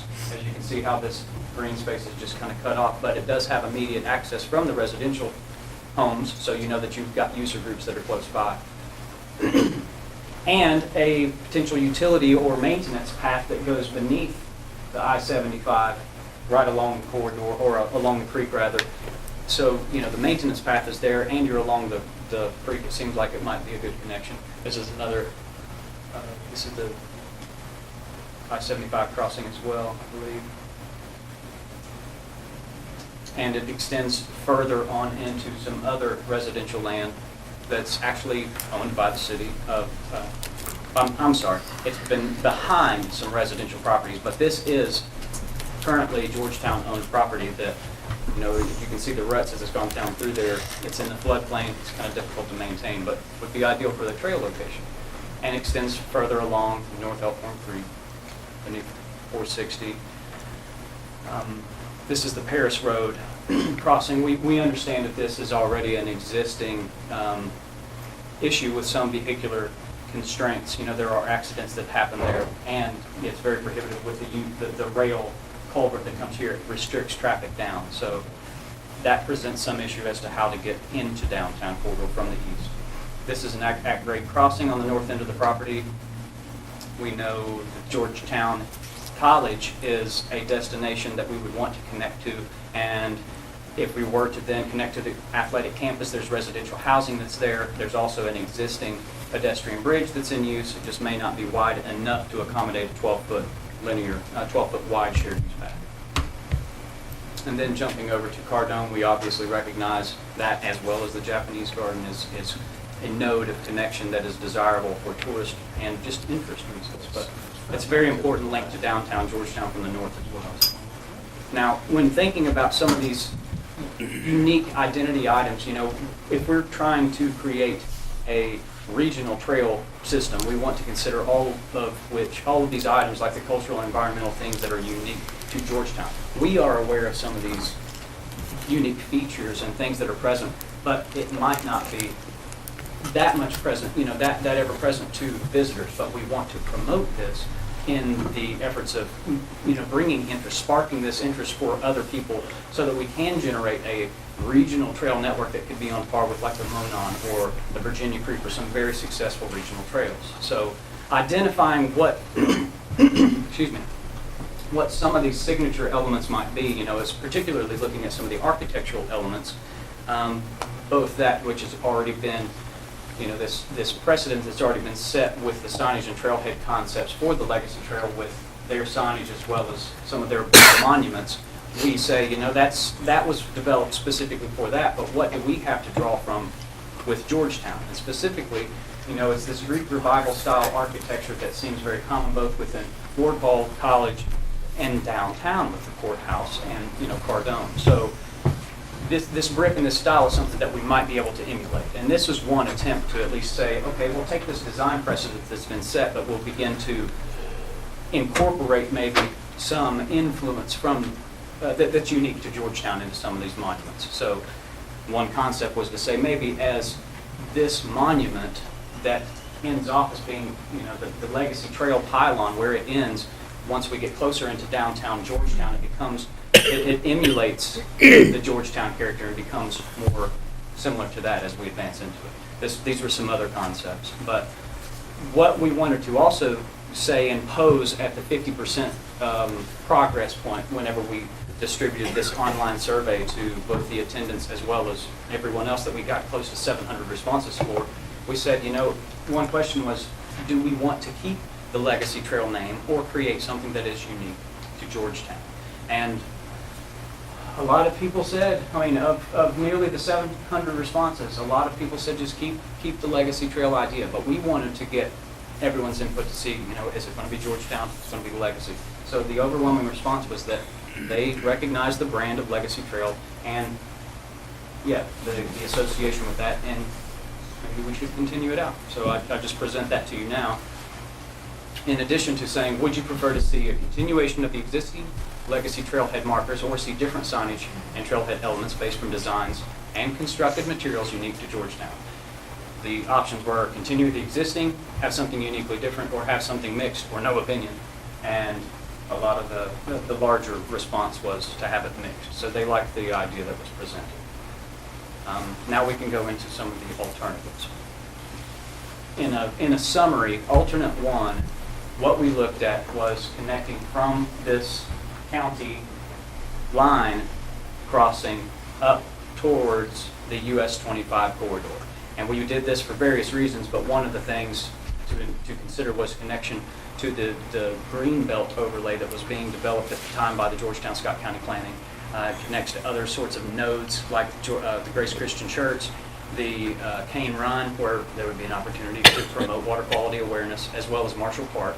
But there were some expensive constraints to consider, like the county line, as well as the fact that it bypasses some of these in other important community nodes like the soccer facility, and it kind of turns the back on Georgetown Athletic campus located here. Not to mention that going this direction would be difficult because it deals with that many more property owners.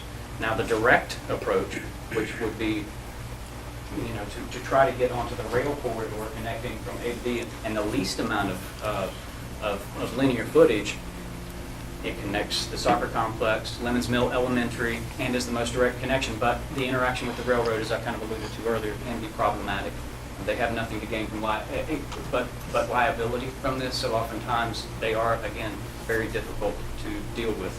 Not to say that it can't be done, but the main limiting factor is that it also goes through that industrial corridor, which is, is that the best foot forward to present in Georgetown if you are opening yourself up for a regional trail network? And that brings me to this slide to think about, in context, Georgetown's relationship to some of these outlying satellite cities.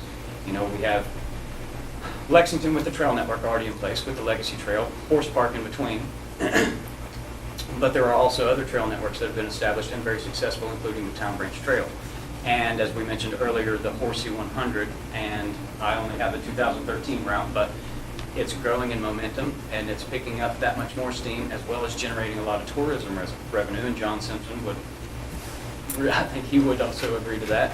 But another very successful trail network is the Bourbon Trace, the Bourbon Trail. And what is being evaluated right now as part of this Bluegrass Bike Hike Horseback Trails Alliance, in part with the U.S. Park Service, is establishing an equestrian route, from Georgetown to Sadieville. But I say that to say, there is a lot of interest. The community has even spoke out, through an inventory, or it was an evaluation through Georgetown Scott County Parks, where they said, what is it that you want to see? And trails ranked up there. So wouldn't it be great, within a few years, if we saw this regional trail network come alive and say that, this Bluegrass Trail is going to be then the identity where we can have this loop. And not to say that we couldn't have networks that spur out to other various communities, but, to have something that we can then associate with the Georgetown being right in the center of that hub. So when posing this question during our survey, we asked, would you like to see an extension of Legacy Trail? The overwhelming majority did say yes. So thinking about then this connection from A to B, A being the Kentucky Horse Park, B being downtown, the Royal Springs Park, we considered that Cardone might be the better node, and Royal Springs being secondary, largely because, there's the facility with Cardone has the shared parking. There's an awful lot of an attraction already with the space that it provides, as well as the attraction. It might be a better destination, but not to say that you couldn't still make that secondary connection down into downtown Georgetown. But some other opportunities to consider whenever we start from the Kentucky Horse Park going towards downtown.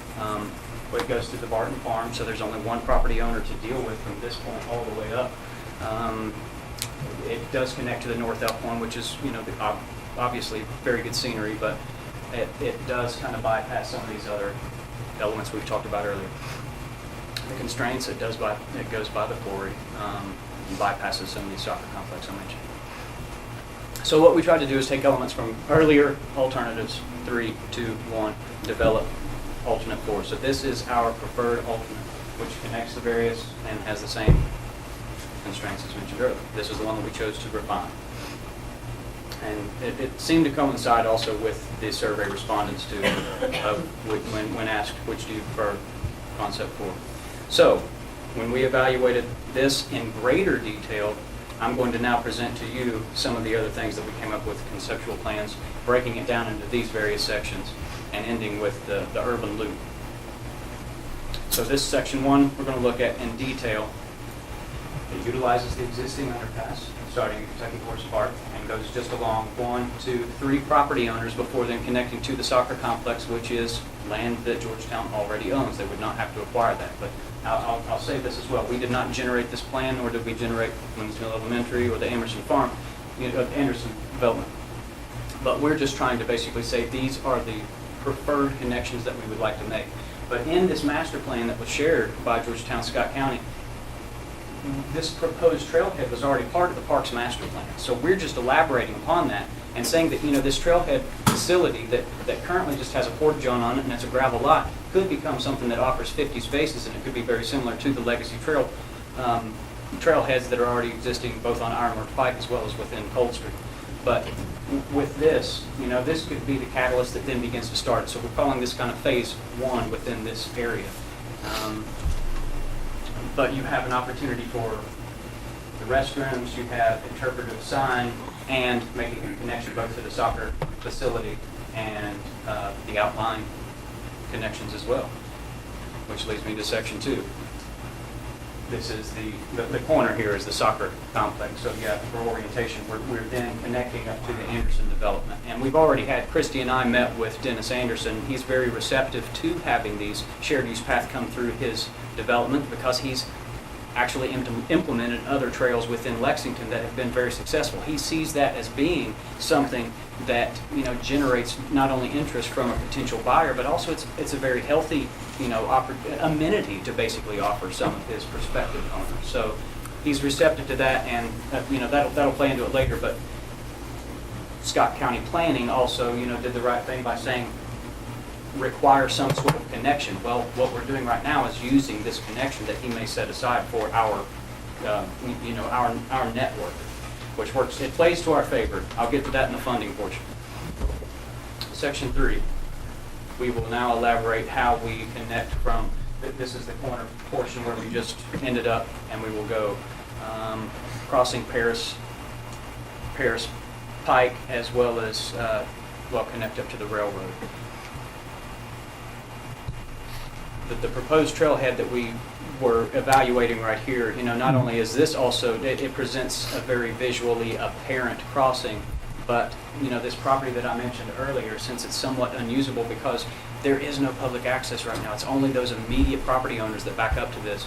It's currently cut off from public access, but it has tremendous potential to offer, a connection that might look like an opportunity to then, meander something through here and turn a otherwise very wet area into maybe a wetland park, and there's funding sources that might be available for that. But since this is somewhat in the middle of it, we were also proposing a trailhead, potentially another restroom facility there as well. So we've talked about kind of how we were going to lead into downtown, but what we haven't talked about is Toyota. And what we wanted to do is evaluate another potential loop, potentially, a secondary spur that goes up to Toyota and that entity that they are, the huge population of users potentially that would begin at the Wetland Park, but include the Cherry Blossom Golf Course as well as the athletic campus that they have on Toyota. This connects both to the athletic campus, but also it works with the I-75 interchange currently being proposed by the state up in this area. So a few things might just be able to fall into place before this would add another 8.2 miles to the network that we're proposing. This is the southern kind of portion to the trail spur, the spur of Toyota, but what this does is actually connect to the pavilion, which is Scott County's recreational hub. And obviously that would be a desirable connection for hopefully obvious reasons. But the good thing about this is that also with this connection, for the most part, it's already on street. You wouldn't have to acquire many properties other than this one, but there is, crossing the Champion Way presents a potential hazard, but still, to be able to add another 1.4 miles, this is something that could be done in the relatively near future at low cost. Section 4.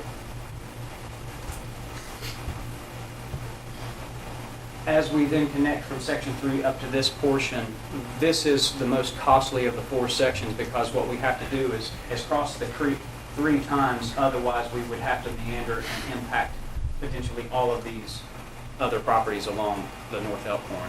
But also the way of the lay of the land. The way the land it lays, having the trail on the inside of the creek also works to our advantage.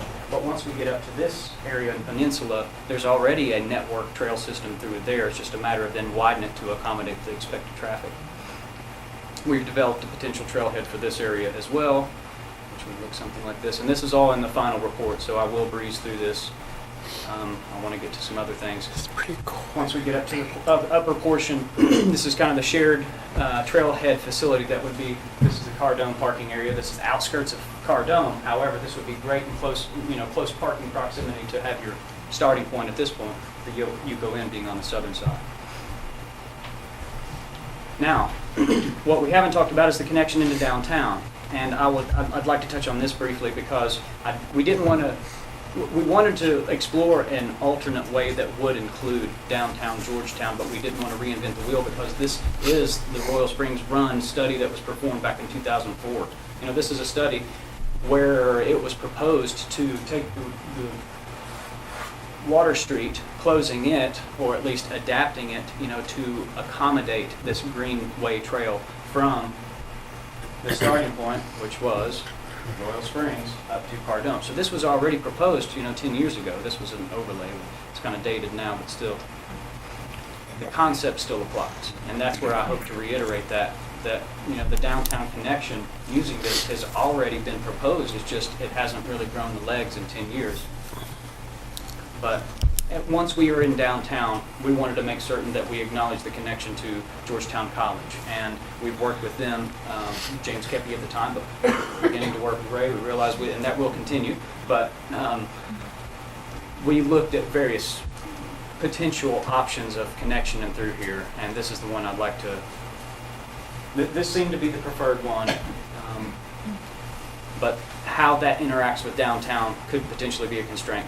Now, if I can, I will show you what we're suggesting is just various options of how we go through downtown, because it's a very interesting street section where you have, angled parking on the south side, on-street parallel parking on the north side, and 12-foot sidewalks on both north and side. We don't want to impact that, and what we're trying to say is, if we were to work within the confines of the curb from face to face, not encroach upon the building zones or the pedestrian zones, this is the area that we have to work with. So what we're doing is then trying to say, this 57 feet from curb face to curb face, it might be 58, I don't know. My disclaimer is that we've taken it from an aerial photo that seemed to be pretty, and some field measurements, but still, it is what we can, it is what it is, but still, we tried to go with the 57 foot as a more conservative approach. But we know also that we must keep this center lane open for access, not only for turning but also for loading. And as you can see, I think this is FedEx too. You all know it happens. I don't have to convince you. You know what it's used for. So the easiest evaluation of how to get these 2 6-foot bike lanes on there is to have, to constrain down the driving lanes and get rid of the angle parking and offer the parallel. That's where we gain the difference. But to have one way or 2-way, one way on the north, one way on the south. The center turn lane not impacted. But what this does, unfortunately, and if you are a biker, you know this, there is no separation from whenever you have the car doors flying open. It presents a hazard that people would then have to veer out into the travel lane or else run into a car door. So. But what you can do, you can easily mill up the existing stripes. That's what this shows. And just scooch them over. It's cost effective. We wouldn't have to mill anything other than the stripes. But another potential consideration might be, a more healthy section where it's the 6 foot is still the same. However, we've buffered that now with a 3 foot or 4 foot rather area so that once the car door flies open, then they're safer. Also by moving that travel lane closer to the pedestrian zone. Now the bicyclists and pedestrians are, they're separated from the travel lane. And yeah, that is a preferred option to have. And the example that I cited is from NACTA, the National Association of Transportation Officials. And this is a built example of where it's been implemented.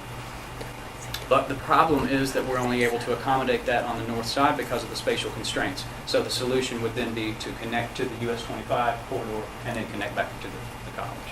So we would then, in essence, have this loop connection that way. Another consideration, alternate 3, is to have the two-way cycle tracks buffered from the parking.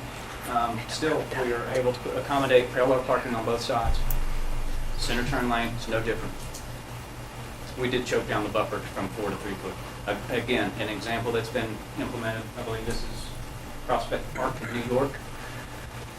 Furthermore, we can then say, okay, if we're thinking radically, we might as well just throw this idea out. We have not performed any parking evaluation. We don't know what parking counts are at this point, but I would imagine it would result in net loss. However, what we're doing is just throwing the ideas out there for your consideration. It's our ideas to design it. It's not to necessarily do the traffic study or the analysis to determine what's most appropriate for the city. But in order to then say, okay, yeah, this is a very unique parking condition that Georgetown has currently with the angle parking, a safer alternative is to have the rear back-in angle parking, because that way when the only reverse movement that you're making isn't actually when you're leaving, it's actually when you're parking. So if anyone's coming behind you, it's when you're making the movement. They're not surprised by that. Also, the car doors open up so passengers are able to then have immediate and direct access onto the sidewalk. And if you have a flatbed truck, you're loading from the sidewalk, you've got it right there, you don't have to walk around. So there's been numerous examples where it's worked. I believe this was they do have it in Lexington, by the way, but this is in Ohio. But anyway, hopefully that illustrates the idea. But additionally, in order to make maybe a more pedestrian-friendly or an attractive downtown area, streetscape rather, what we were thinking is maybe we could even incorporate some proposed street trees or even permeable pavement. That travel lane of the bike lane could include either concrete or pavers, which have been done elsewhere, that could then infiltrate stormwater. So then you're actually getting some stormwater improvements as well. That opens up for grant possibilities, especially through US EPA. But anyway, with this proposed street trees, this is our kind of illustrative.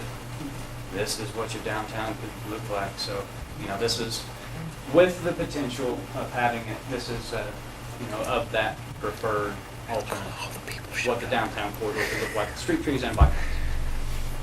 So now we get into the cost.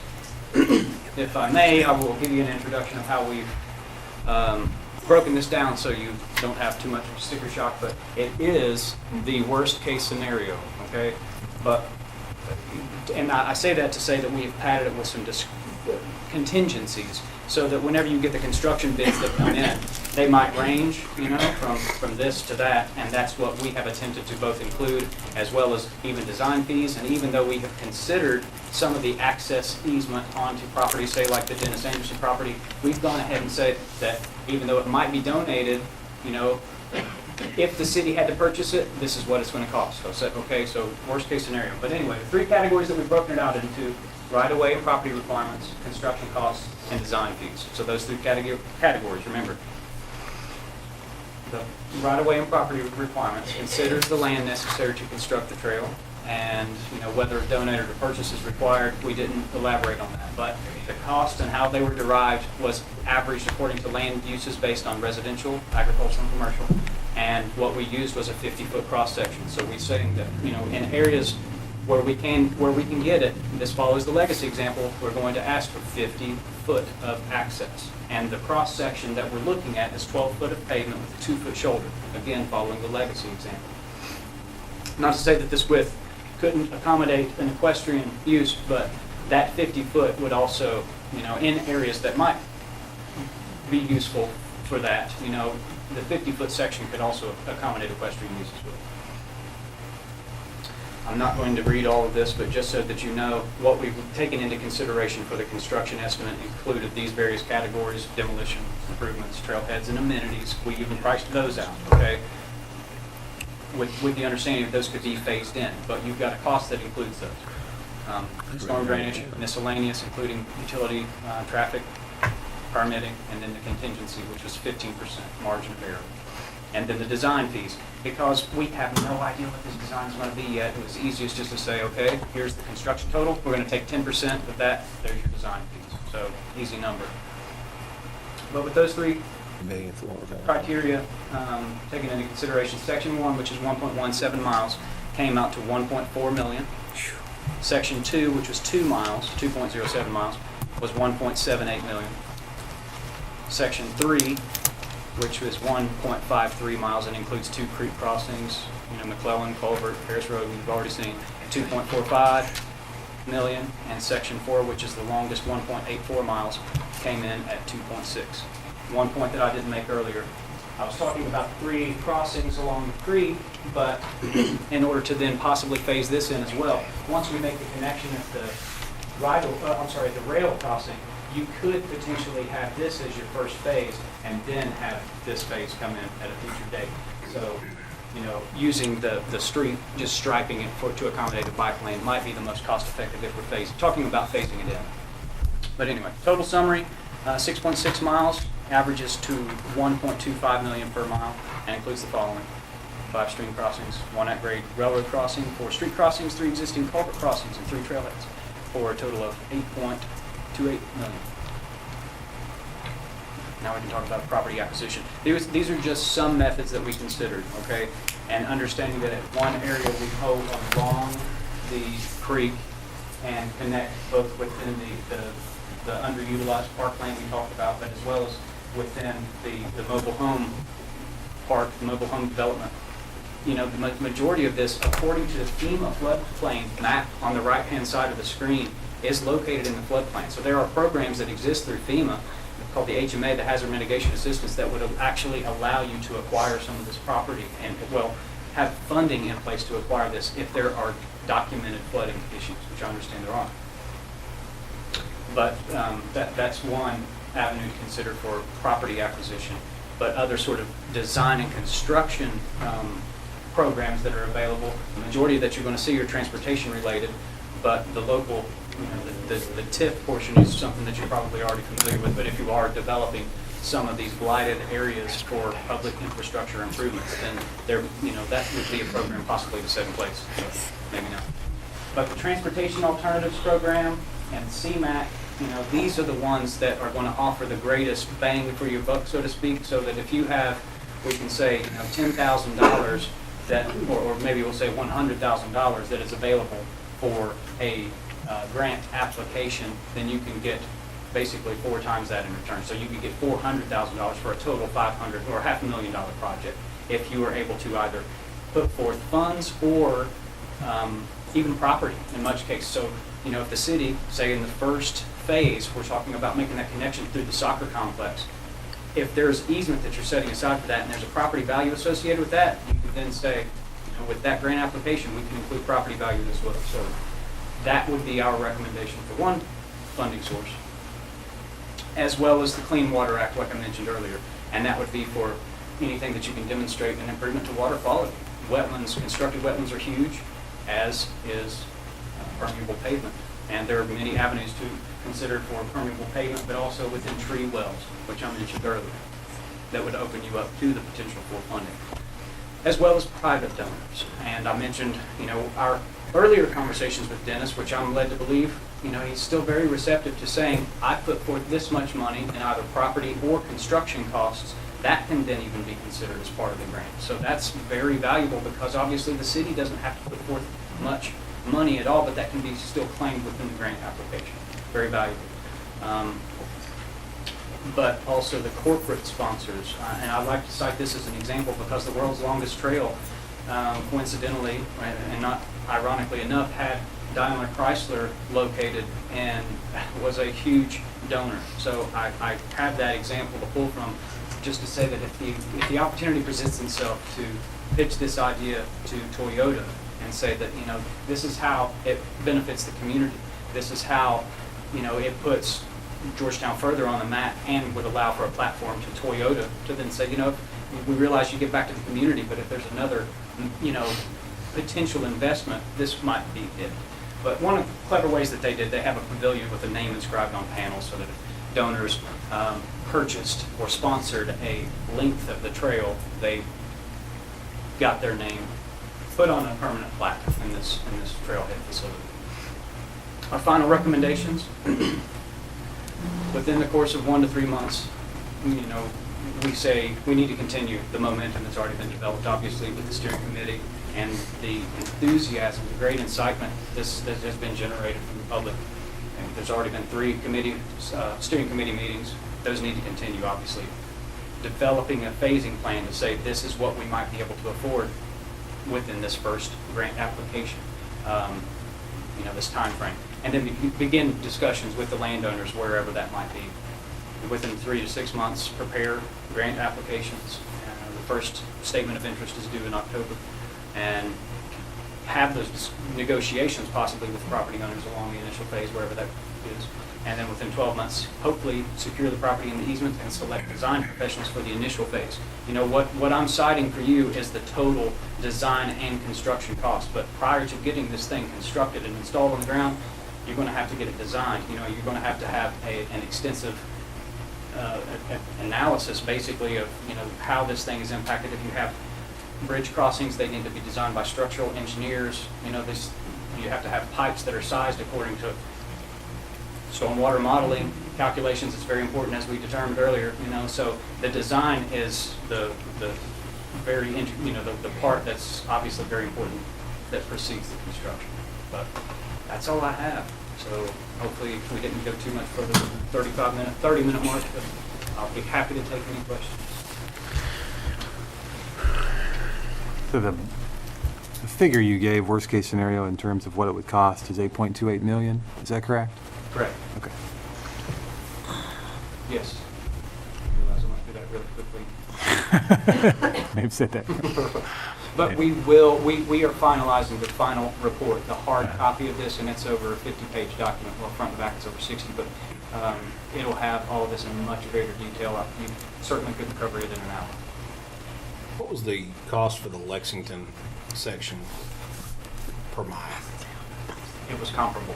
I can't cite that right now, but actually this is whenever we were performing a study recently for the city of Richmond and EKU, it comes out at a very similar cost. Keith Lovin, city engineer, shared that information with me. I'm sorry, I do not have it on me. So that's $8.28 million, and how many miles is the trail? I think it's 6.6. 6.6 miles. Okay. The built Legacy Trail 6.6. in Lexington is 7. No, it's not. It starts at 2. It starts at 2 and ends at 9 something. Oh, okay. Yeah. Never. It's similar as far as what they completed for in time for WEG.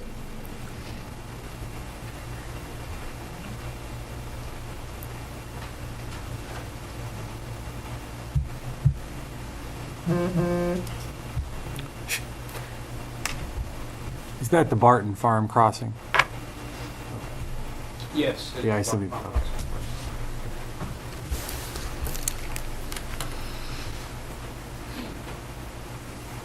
And I know that the cost is, you know, I even tried to preface it by saying let's not get sticker shock, but at the same time, you know, I would urge you to consider what the long-term benefits may be. And I think that even if you were to visit the Legacy Trail, as much of you I'm sure already have, you know, you would see how it is becoming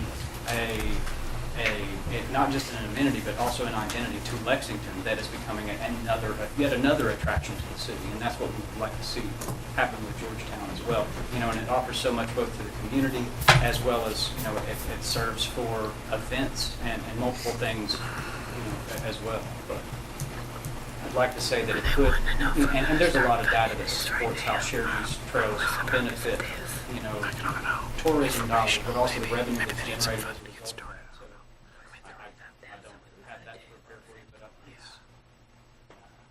cite you an example where it hasn't worked. I can tell you that.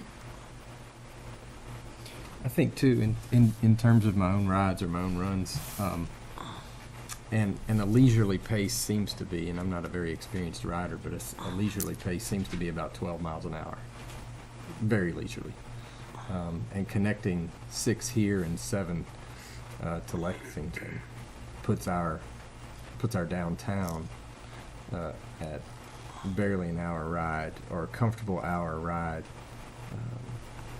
Access to the people that are involved, or the people from Lexington, and vice versa as well. I think it puts our community that much closer for those willing and interested in that facet of life. Yeah, and oftentimes the avid cyclists are the ones that are riding, the distance. But even if you consider that you were to possibly shorten that too by either having the trailhead as a starting point that's in Coldstream, or even further up north at the Kentucky Horse Park, where they have a hotel planned, and as part of the RFP for that hotel, they say, we want a connection made to the legacy. Because they realize the people that are going to come to their facility, it's yet another attraction. Well, ideally, we would like to have that connection as well. Kentucky Horse Park, by design, it was excluded from our RFP, our scope of work. Kentucky realized that, coordination with Kentucky Horse Park may be somewhat of a conflict because of some earlier ideas and conversations about incorporating equestrian use within the park, and that's just it's a non-negotiable item, but as conversations continue, and if we're able to then negotiate that and say, we want a hike and bike facility, I believe they're going to be receptive to that. And they realize that, by the time you have a facility here and a facility here, before long it's going to be to everyone's advantage to make that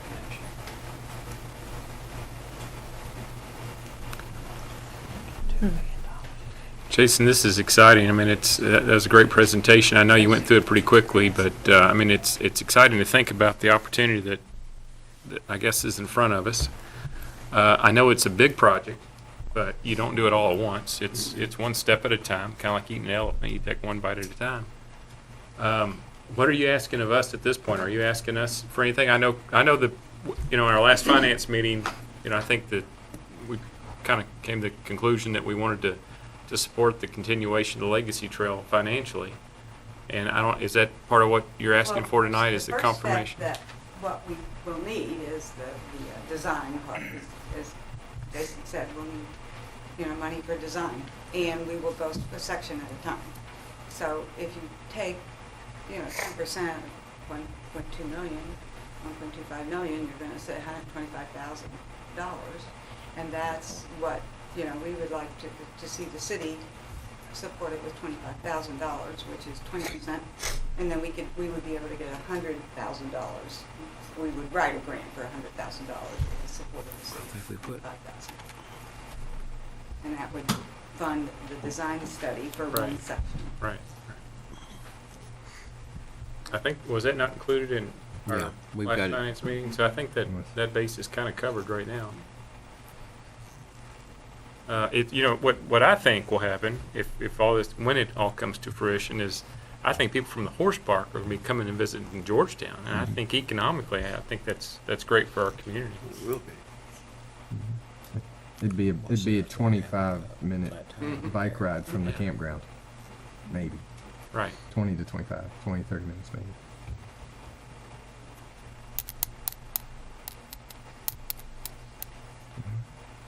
Anything else? Thank you all for sharing. Thank you. Appreciate your time. Well, they're going to put you through the county too. Because it's coming through the county, a lot of it. Give us back our light back there. Mm-hmm. Flip the switch. Thank you. Well, they need to. Yeah.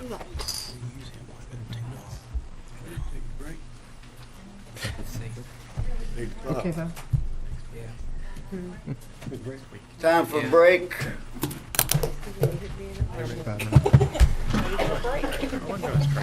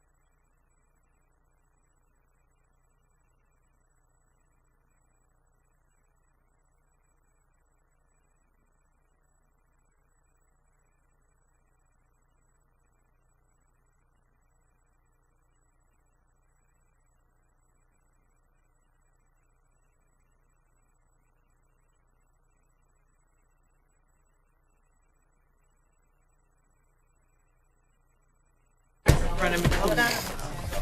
No, you're not. No, I don't think so. That's the only time. Sorry, I must not have my cell. The only time. Now, I answer every phone call I get. 2 of them are Steve Price, 3 of them Steve Price today. 592. He left me a voicemail, and I we have fun listening, letting the family listen to him. I put it on speakerphone. You gotta burn the saddle. Yeah. Okay, we're back in regular session, please. We're down on item number 10, City Attorney and City Clerk's section. A municipal order accepting revised bid list for the police department. Did it change a lot?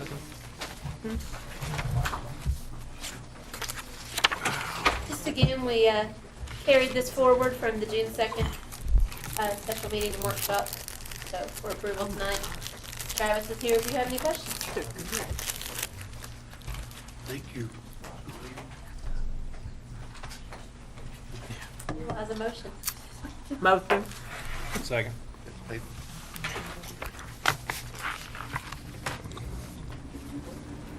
We had a motion and a second. Okay, I'm sorry, I'm dealing with trying to get this coat. Motion, Brad made a second. She's Good running. discussion. She's running the meeting now. Okay. All in favor, aye? Aye. Opposed? Thank you very much. Number 11, I need to put that engineer. We need to do all 3 of those. We have 3 municipal orders.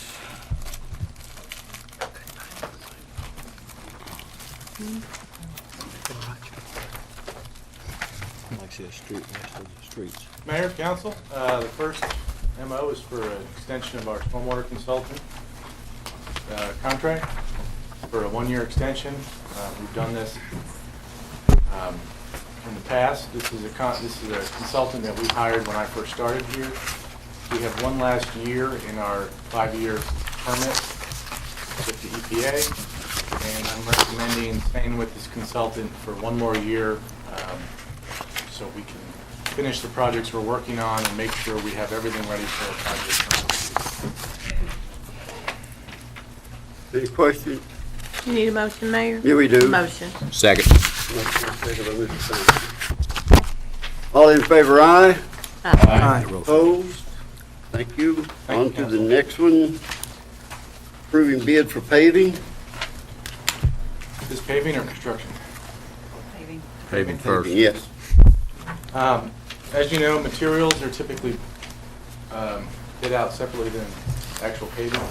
So that's why there are 2 MOs tonight. Both were advertised. And Hamilton Hinkle, as you know, is a local company. They have a quarry in Georgetown. So their costs are typically lower than everybody's. Did we actually get more than 1 bid this time? We can never do it. We're gonna get there. Motion? Any motion? Second. Motion second. Any further discussion? All in favor, aye? Aye. Opposed? Municipal order approving a bid for paving materials. Motion, I've looked through I don't know much about it, but I looked through the numbers, but, Second. Motion is second. Any further discussion? All in favor, aye? Aye. Opposed? Thank you, Thank you, sir. council. Hey, Kyle, Oh. is Hawthorne, is that one of the roads? Could you get us a list of the streets that you are going to pave? I can. Would you please? I will. Thank you. How many streets are there? We always get a Well, street list. That's okay. what I'm asking. Let's see. As you know, the street list is publicly read twice and was done at the end of last year's budget cycle. Brandywine, Brookside, Clay, Colony, Eder, Harmon, Hawthorne, Keel Ridge, Kelly, West Shoal. Those are Kelly. Thanks for the list. Well, I can't say, I've already sent it out 3 times. I know. I just wanted to make certain there's one particular street on there we've been trying to get done. It wasn't yours, was it? No, mine's not been paved, no. Mine either. Thank My name. No. Casey, you're up next. With the municipal order approving an increase to animal control funding for 2013-14. Just bringing this partially as a notice, partially just to get your official action on it before I stop sending funds across the street. So, as you remember, when we adopted the 2013-2014 budget, we did reduce the animal control budget by, it was around, I think around 20, I don't know if that's the exact percentage, but around 20% of what they requested. So, we have reached that point in the year where the April bill, which was $17,000 and change, will exceed the budget by $6,876.83, and we just received the May bill today. So this is an updated. Do you get copies of that? I think on their desk when you came in. There's an updated MO that includes the May bill because it was dropped off this morning, which is $22,760.87. So just coming to seek your action before we. So how much did you say we reduced the budget by last year? I think it was around 20%. I don't know exactly. I feel like 56 or 57,000. I seem to remember that being the conversation of doing it 20%. At that time, it was talking about reducing 20% a year. But, and of course, depending on your action tonight, then I would do the same for the June bill. You know, I'll go on and jump on this one. We have not been able to establish yet that animal control has enforced a single solitary city ordinance.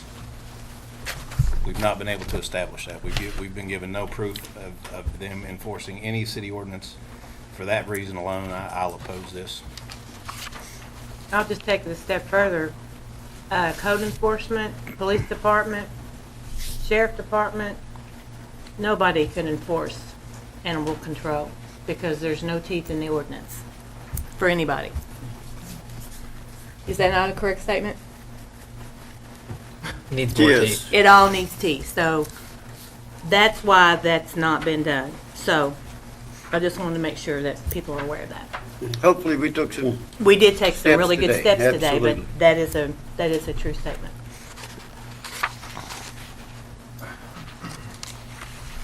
Any other comment? Yes. When we, maybe I'm missing something. When we voted on our budget in June of last year, we reduced animal control budget, About 20% from what they requested. and they knew that. But now they're coming back. Well, No, I should. they're continuing Let me- to send bills. I need to rephrase that. They knew it was known that we reduced our budget funding for animal control. Correct? Nobody disagrees with that.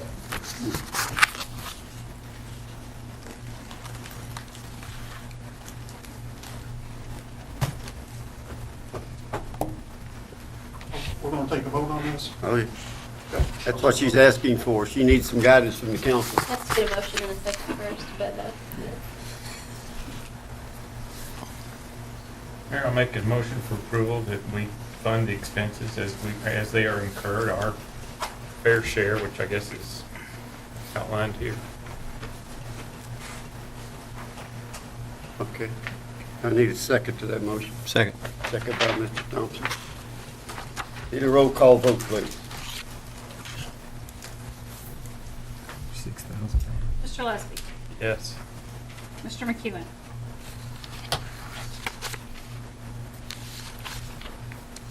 No. Mr. Penn. No. Mrs. Tingle Sames. no. Mr. Showalter. No. Mr. Singer. No. Mrs. Tucker. No. Mr. Thompson. Yes. That one failed. Yeah, I know how to proceed. Okay. Okay, municipal order approving bid for Homeland Security grant for the fire department.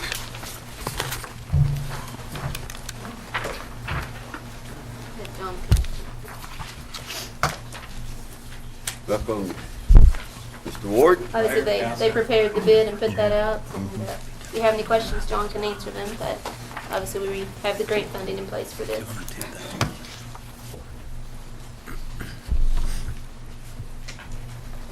Questions?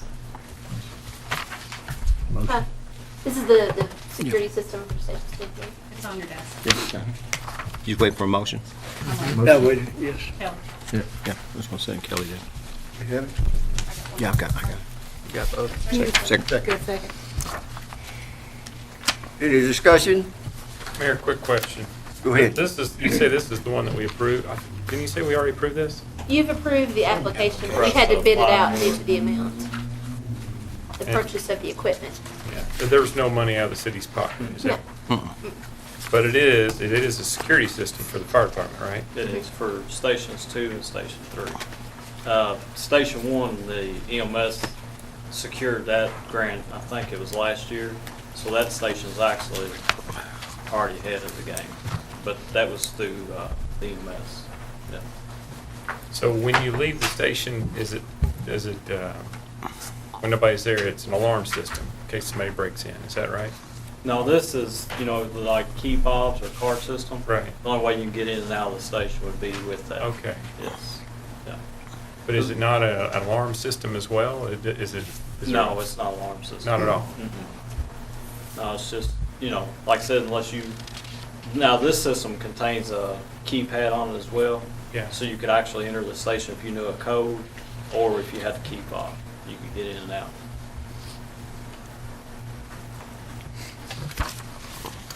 Motion. Any other comments? I think we got I got a motion. motion and second. Yeah, already. motion and second. Yeah, we'll just discuss. Is this gonna be locked, I guess, after hours, or is it gonna go on the front door? It'll go on Locked. all doors. Locked 24 hours a day? Yeah. Huh? Would it be locked 24 hours a day as a result of this?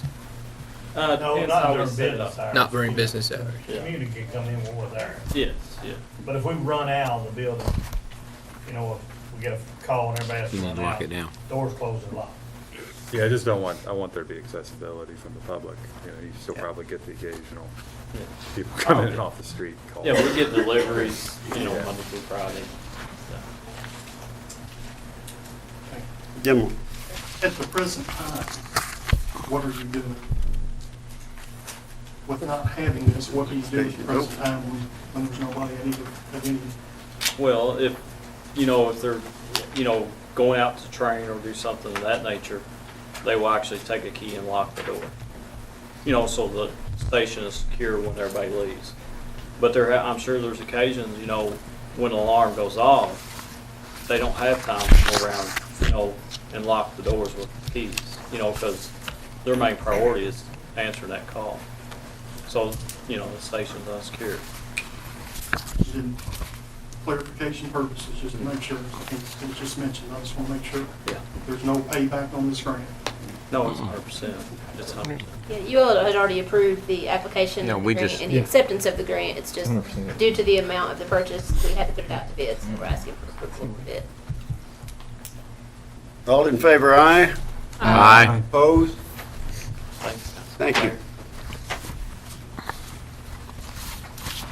Police update, It's tough. Chief Bossy. I wanted to give kudos to Andrew real quickly. We have been working on, actually City of Georgetown Police Department's leading an initiative for Central Kentucky to more closely connect with all the jurisdictions in our area. This is the first time this has ever happened in this area. We had 25 different chiefs and sheriffs at a meeting the other day talking about shared jurisdictions, which would allow us to work more closely with all the other jurisdictions in the area. Andrew has been essential in helping us write up those contracts and stuff. So I think Quite a bit of excitement that this is going on, Pretty cool too. thing. Appreciate you saying that. That's great. Thank you, Chief. Closed session is not necessary this evening. We got some other information that Andrew will be looking into, and he'll be updating the council a little bit later on. Okay, our budget discussion. Heard you had a good one in my absence last week, and Connie moved you right on through. I'd like to, the proposed budget changes, Yes, I've got a couple of summaries for you to look at, as well as we'll get information started with that, given. since you've already gone through the budget, basically.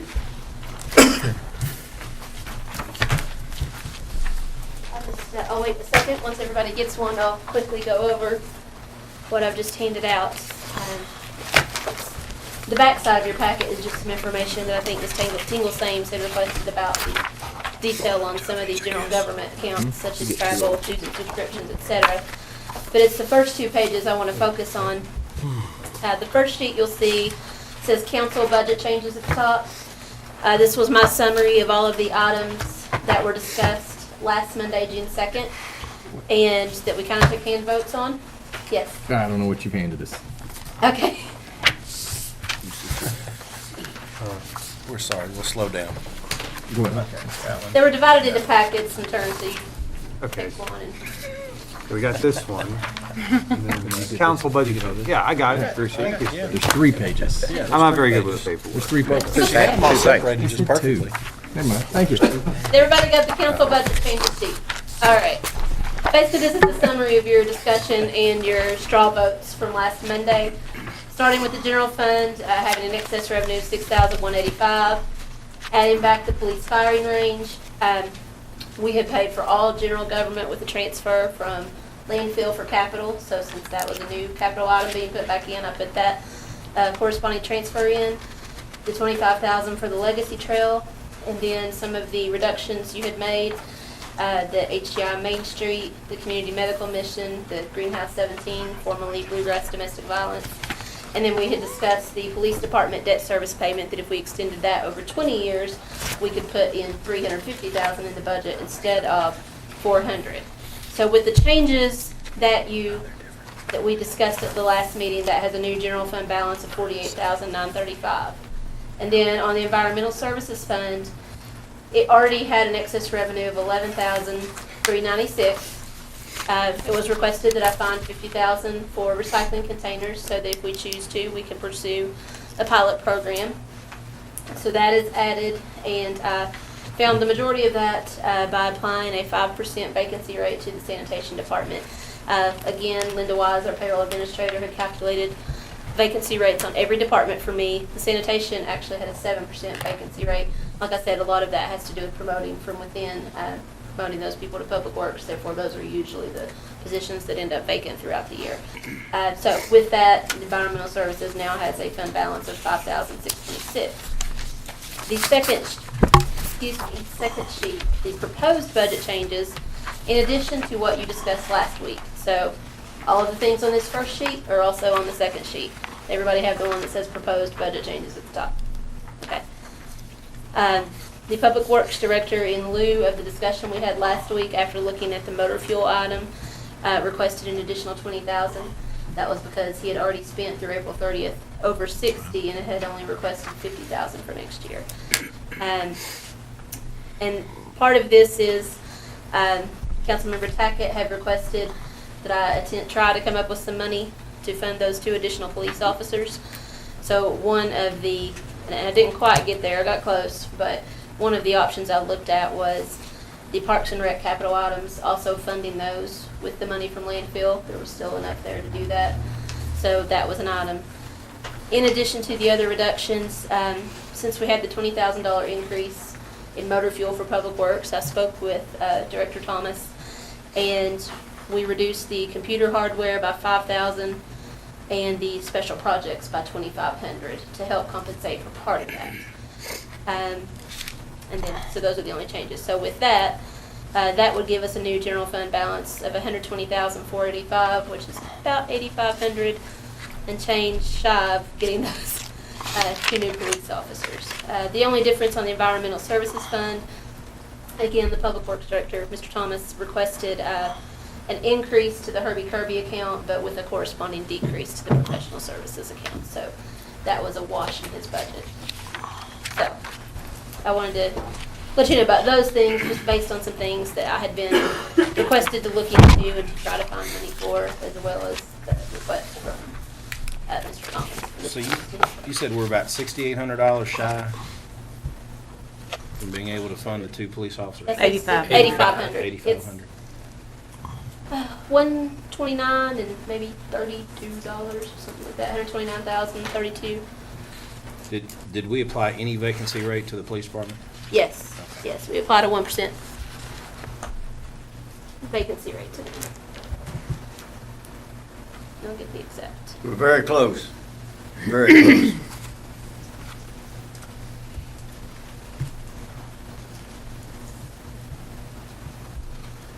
$8,547 to be exact. That's due, of course, just for fees. What sort of benefits package is that? Is that the full benefits, assuming? That is, we always assume a family benefits package just because you don't know. They could come with a family, they could not. We could potentially see savings there, but would not know until we made those hires if we would generate that savings. How close are we on their personnel budget this year? Because we took, what, 3% vacancy with them last year? Yes, we did. Let me do a couple quick calculations, because I gotta look between the alcohol fund too, to make sure everything's accounted for.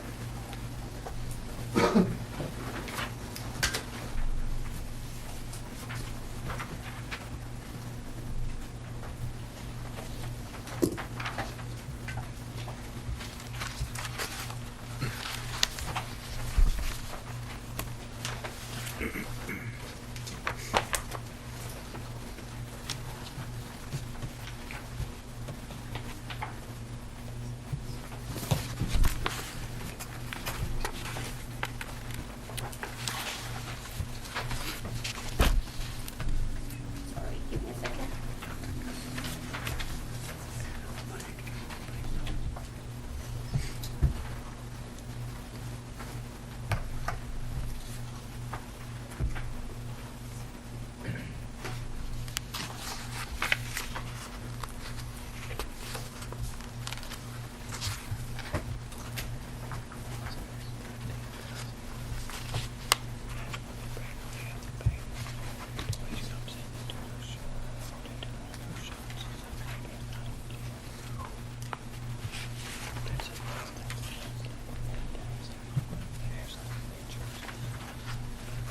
We were at, as of April 30th, we were at 86% of their budget. If I recall, that leaves, because I dropped that.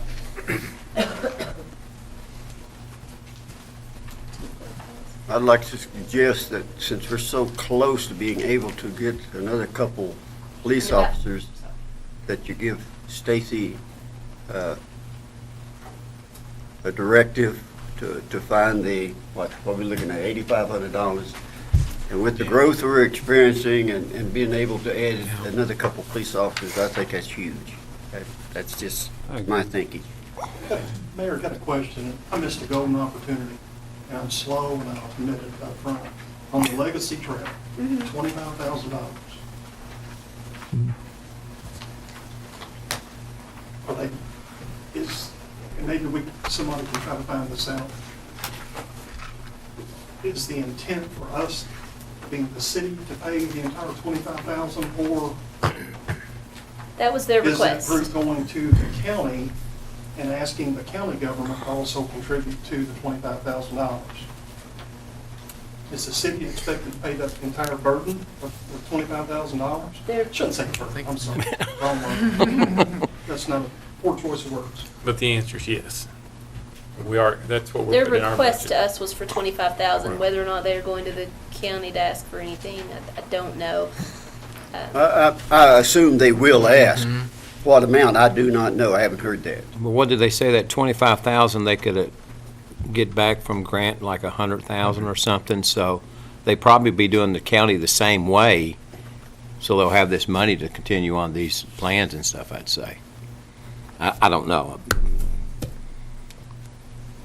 If I can, I'm Megan, I work for the planning office. I don't know the precise things, but I've seen a letter that was from Christie, and I think it was $25 or $25,000 to you. And it would be for a TAP grant, which is a 20-80% matching, so that 25 would become an additional 100, so 125 total. Right. I believe, as you guys are saying, that it's also same request to the county, but I'm not sure on that. I would think so. It'd be great. Could we try to get an answer on that from the county? To see if they're actually looking for 50, or are they only looking for 25 total, or are they looking for 50 total? No, I think the 25 was to us. Here again, I don't know the We can request. ask. We can find out. We can only assume that's the way it usually operates. If we hire the 2 new officers, what about the expense as far as equipping and in terms of any new cruisers? Are we still going to be able to get by with 7 new cruisers in terms of equipping and fitting up? He said he'd make it work. Make it work. Okay. You got some uniforms, don't you?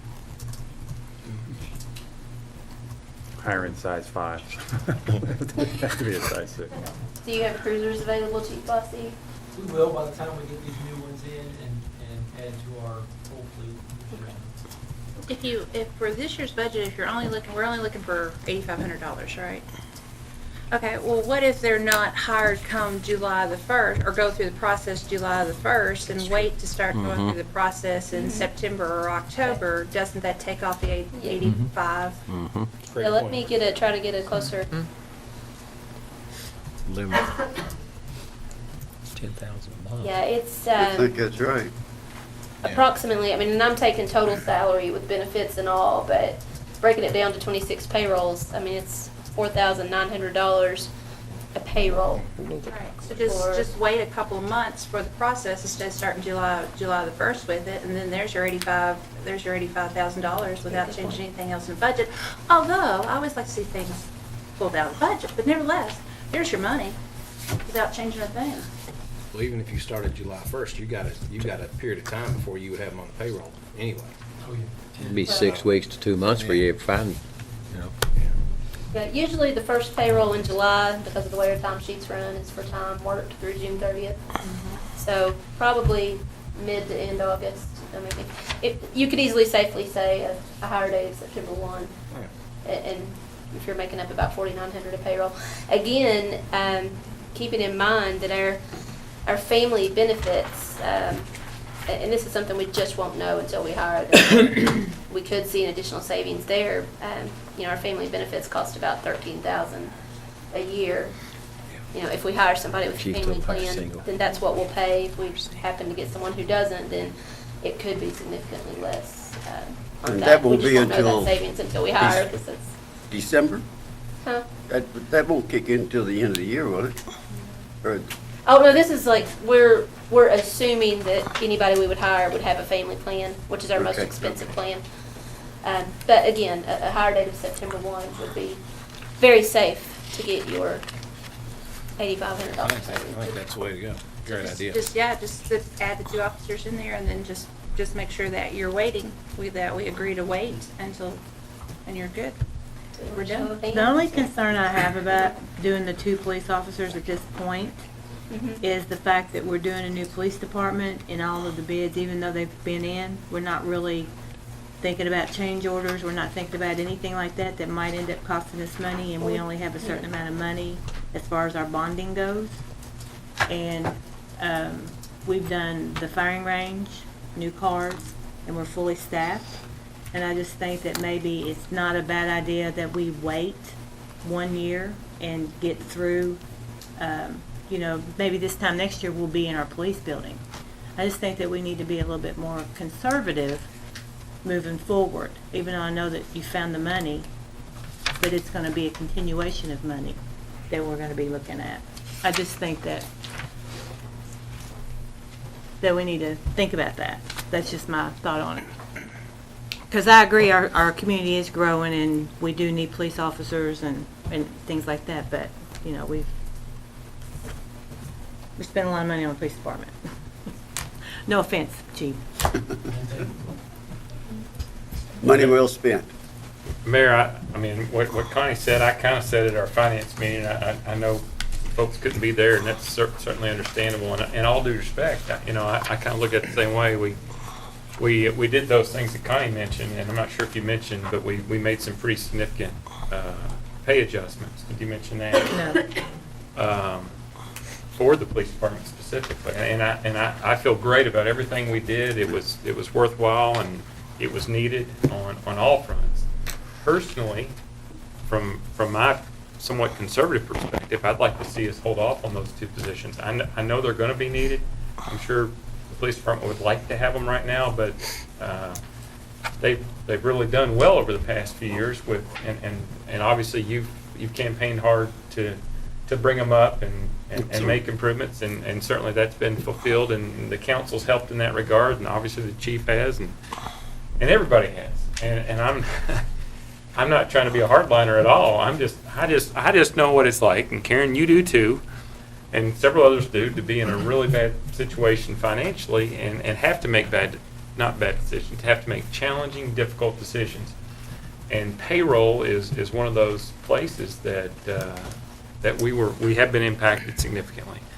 And being through that experience, I tend to want to hold off. And you know how that is. I've said that many times before with multiple departments. It's not exclusive to the police department.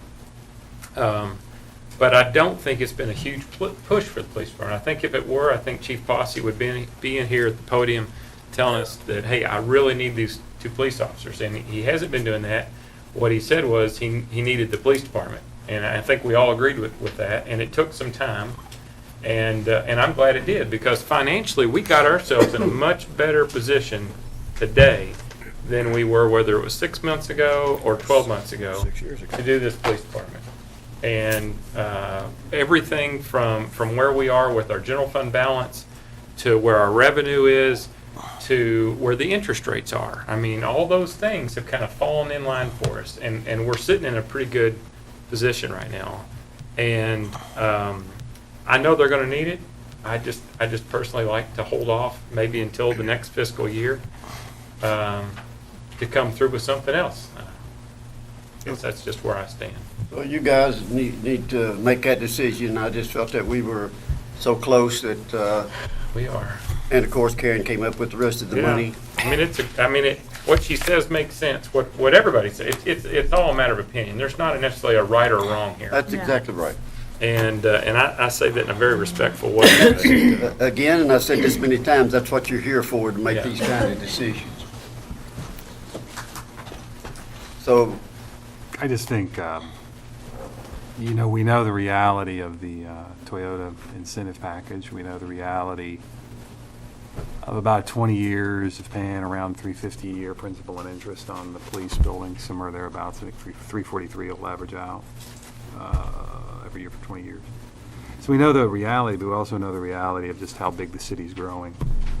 And if we're going to, and if it's a necessity, and if it seems to be something that we need to go ahead, that we're going to have to take care of soon, it's probably best to try to take care of it now. I kind of like the way Karen funded it as far as getting the savings by hiring them on later on in the year, but I can certainly see the wisdom of putting these officers into the next budget. So that's kind of how I feel about it. You want to divide the costs, if you want to go ahead and put them in the budget, but save even more money, then put them in the budget, but then wait till later in the year, like December, and start to bring them on in December, and then you've got two officers, but you've got half the cost for this year's budget. Now, granted, they're in next year's budget, but you actually you've got more stability in the police department right now as far as officers not leaving, but the normal change of that, you've got that flexibility with people coming and going that you could probably keep that money within about $60,000 and still end up having two new officers, but keep it around $60,000 with the change of coming and going for it. Retention rate, I guess, is what I'm looking for. So. Is there any thought that these two new police officers would be allocated towards animal control, and that would be their primary function? Is that, I mean, I kind of like to know that right now, if that's the thought or the intent. This is being paid out of Not out of, Out not of out the money of, that not she out of found. my thoughts, because No, I not think out the of my chief thoughts, made no. comment that he wasn't supportive of really doing that. And if he's not supportive of doing it, it won't be successful. He did, and that's why I wanted to Yeah. get some clarification on that. So, no, it's just for the added, security on the streets and more officers on the street, because even though we're talking about the incentive, which is going to affect us financially, on the flip side of the fact that Toyota is expanding and bringing 700 more people in here, you can easily multiply that 750 more jobs is going to be times 7 what it does for the community as a whole. So that's a lot of influx in the community, which is a fantastic thing. So I think it's a good idea to go ahead and start getting a couple more police officers trained and ready to be out on the street. And if the net profits hold up and you've got $8 million in the bank, you're going to be okay next year. With maybe a more conservative approach to the budget, but you're going to be okay next year. So, I think with the steps we made today with animal control, that police department's going to be much more involved in our animal control. I know, again, the animal control people are going to be able to write citations, but the police officers will be doing that from the time animal control closes, about 4 o'clock every day until they open the next morning. So, What I would say on that is, I don't know going forward what animal control is going to be like in the city of Georgetown, or who's going to be providing it, a few years from now. I don't know, because we seem to have a problem, starting with our ordinances and the teeth thereof, but there also seems to be kind of maybe a basic service issue. And if we get into the issue of, animal control, closes up shop at 4 o'clock, Fido doesn't clock out at 4 o'clock. He kind of keeps going over and over. Doesn't really recognize the time clock. Doesn't put it on, it puts it on overtime. And what that means is our police officers, above that 40 hours a week that they're open, the rest of the 128 of the week, that becomes the city's responsibility. I'm not prepared to make some sort of, grand cut in animal control in the next 20 days for this budget, but I do know there are some huge questions as far as who's going to provide it, and huge questions as far as just how we're basically going to enforce ordinances that allow people to enjoy their property. I agree. I hope our two attorneys hopefully they can tweak this ordinance that we have now and get everything in line. But in answer to David's question, this isn't anything to do or fundamental animal control, but I don't know what it's going to look like in the next few years. That's all I'm going to say. Well, Karen, I would support your thought if we wait until hiring first of the year. That way there, as you said, in have them ready by 1st of January. That will get you half the pay on this year's budget. Because there might be a few other things we need to add into this budget anyway. So do we have a motion to hire 2 new police officers? I guess I'll make the motion. Andrew, you can correct me if this is not going in the right direction. Make a motion to add in the 2 new police officers to the budget with the conscious awareness that they will be wait to hire them until until December of this year. At the beginning of December, or you're saying the end? Beginning? If you start the process at the beginning of December, it'll take you a month to get it all done anyway, right? Okay. Okay. I'll second. Motion is second. All in favor, aye? Mayor, is it too late? No, go ahead, Mark. Chief, I'm not against this. I know the population of this entire community, whether it's outside the city limits or within the city limits, continues to grow. So before I really want to commit to this, we've got a fire department that's here tonight, we've got a police department that's here tonight, we've got public works that's here. I'd like to know what our long-term plans are. How many police officers are we looking at adding whether it's 3 years or 5 years? How many additional firefighters are we going to need over the next 3 to 5 years? I'd like to know those numbers. And again, it's just me. I'm only speaking for myself, but I would like to know what we're looking at in the grand scheme of things before and again, I'm not against this, it's just, I'd like to know what we're looking at before committing to this expense. We know we're getting ready to face some challenges. We need a new station for in the coming years. So Again, I'm not against it, but I think we need to have a true scope of where we're headed, how many personnel we anticipate on needing in each of our departments moving forward. So I'm going to vote no on this tonight because I think I'd like to know that before I commit to it. So.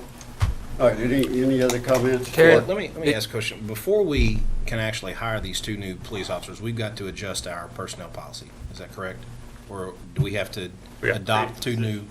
Yeah, we've got to create 2 new positions, Their correct? personnel ordinance that has count number of. Yeah. I mean, you could go ahead and put them in the budget. Right. And we'd not be able to hire And them that's, until. yeah, that's what I was wanting to address with Mark. Before we do that, that would be an appropriate time to have that conversation about all of them. You know, when we have that first and second reading of the.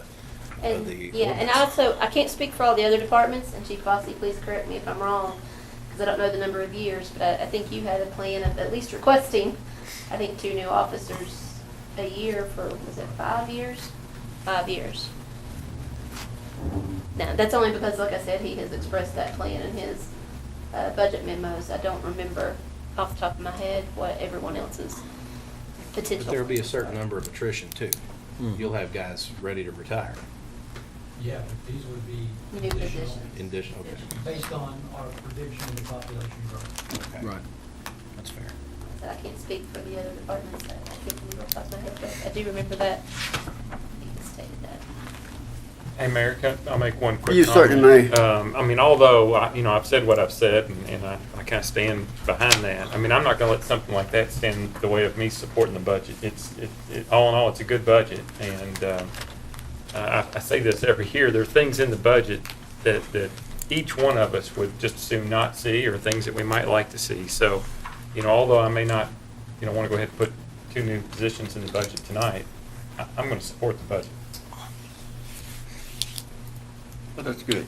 I was going to ask if you wanted to put an amount in there, but, I mean, I think what you're really doing is you're taking a straw vote to determine what goes in the budget that you're going to approve. So if it's with the understanding that it starts in December, I think Stacy can figure out what that amount is. Yeah, we have, I mean, currently, if you look at the police department personnel page, we have what the lowest paid officers make with a potential family plan, and it's $64,516 per officer.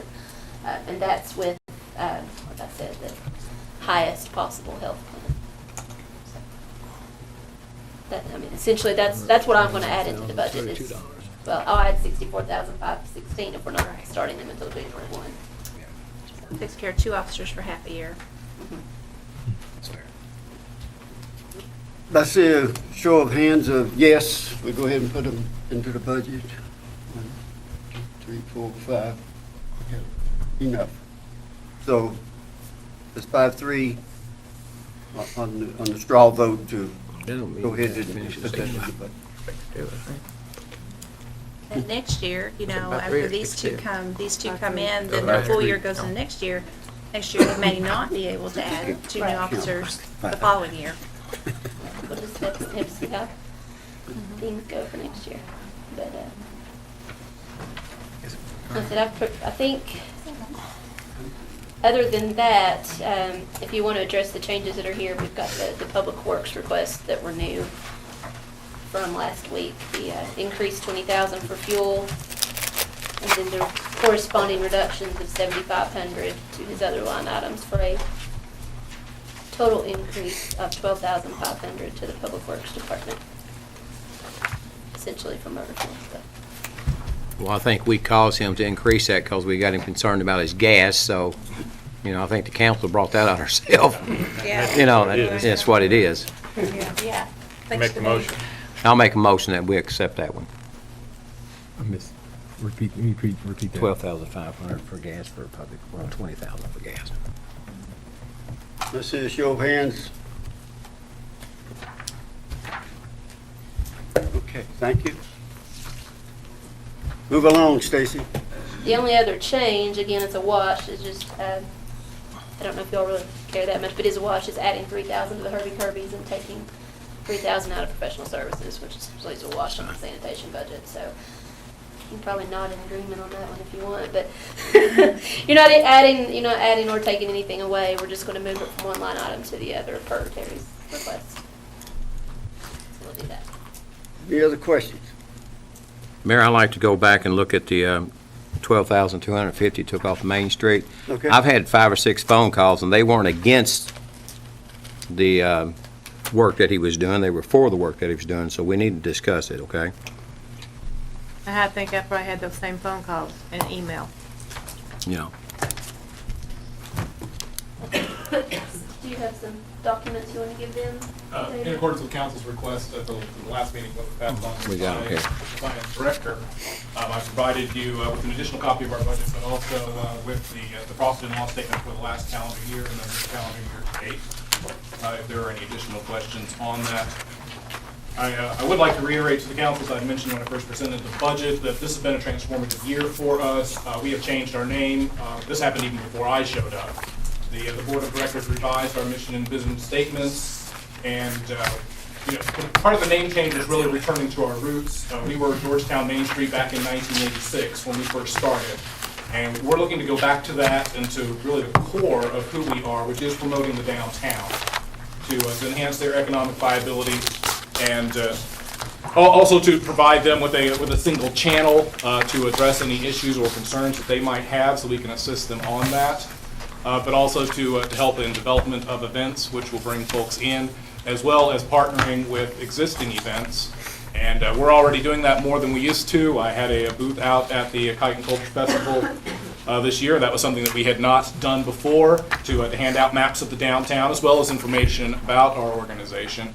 And we would like to just continue to be able to grow and enhance in that direction to become better partners with our neighbors in the downtown, and to continue to find new ways to promote them. They're the heart of who we are. I have some of my retailers and board members here tonight in support, and I believe some of the folks may have already reached out. Yeah, I guess before others on council that, I think had the concerns and wanted to bring you before. Last meeting, we decided to, at least temporarily, as a holding, just to go with the 42,750 that we funded you at last year, funded HGI at last year. You had asked for 55,000. Okay. Can you just reduction from our request last year? Yeah. Can you just explain what keeping you at 42,750 is going to do to your work, HGI's work as a board, versus going with the 55,000 just briefly, and then I'll turn you over to everybody else. Funding us at the same level as last year would basically keep our head above water. Okay. It would eliminate the options that we were hoping to possibly receive from the city by increased funding to create a new event in the fall, as well as expand our outreach. We would have to look elsewhere for ways to fund or start those. Okay. All right. Do you have any idea where you would look to fund those? We've already been in discussion with that. In fact, I had lunch at Bob's with Karen LeBach just the other day, who was talking about ways to possibly reach out to some of the horse farms and look for ways to maybe promote them in downtown that would involve some sponsorships. So, yes, we have some things that we're looking at. To be honest, our development capability has not been what we would want it to be, and that is an area that we're focusing on. We were hoping to do some of that by creating a new event in the fall. We might have to rethink that and look at more of a foundation building approach and increase to that point. David, on your promotion and events expenses on the proposed budget you presented to us, you've got new and old items, or at least they're asterisks so that they're as if they're new and old items. And there's about 13,300 marked as new items. Some of which I'm not sure what makes it new. The Horsey 100, for example. But I'm looking specifically. Let's take. How did you estimate that it would cost Georgetown Main Street to do the new Autumn Festival? 1,000 rather than it making. We looked at the amount of money we put out, thinking that we would be starting it out as a smaller event initially. Took the basic amount that we would have for Taste of Georgetown, which would typically be around $1,500, and reduced that for an initial startup amount. But you've got Taste of Georgetown now, an established event in the projected income. rather than expense? That's because we do have additional liabilities that go along with that, reimbursement for the wine samples. We have an established music group that we bring in that have been coming in traditionally, that we wouldn't like to drop, but are an added expense. Yeah, but I'm talking, but you got it on the income, as if it's an event that would break even and make money for Main Street. Sorry, I don't understand the question. On here, it says the Taste of Georgetown makes you $4,000. Yes. It says the new autumn beer and barbecue will cost $1,000. So why can't you? I guess I'm just looking at specifically what could you do to make that a money-making event for Main Street to be able to function on with the proceeds, like the Taste of Georgetown appears to be there at earning $4,000. Does that make sense? I didn't want to put a specific projected income because it could easily be a wash or a cost. Right. So it was difficult to assess that. And that's why there's not anything to match that in the income. Mm-hmm. And I mean, there are definitely things to look into for that, and we've been discussing that. The board had already discussed several ideas for that previously. But some of that would depend on the funding level that we receive from the city before we would be able to go into more detail. What have you and the board discussed for corporate or business sponsorships or partnerships that would make these events more viable?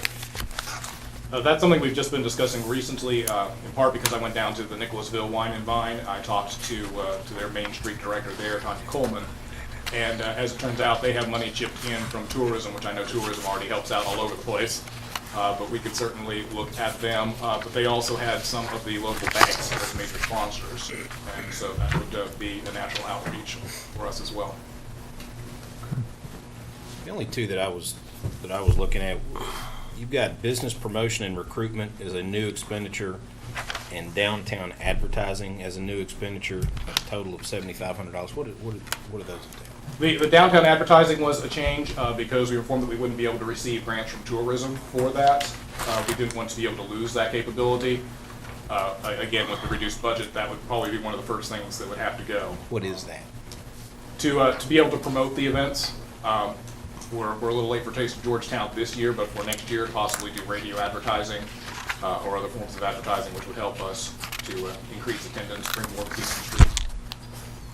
Business promotion and recruitment, that's something we've been discussing as we're trying to reinforce our economic restructuring committee, which is frequently the redheaded stepchild of a Main Street organization. It's difficult for people to wrap their heads around, and it can be hard to bring people in with the right skill set.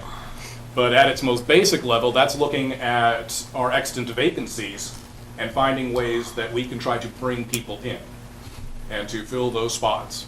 So, you know, whether that's going out, having a meeting with them, trying to work with the city, helping to do special advertising for them in order to bring them in.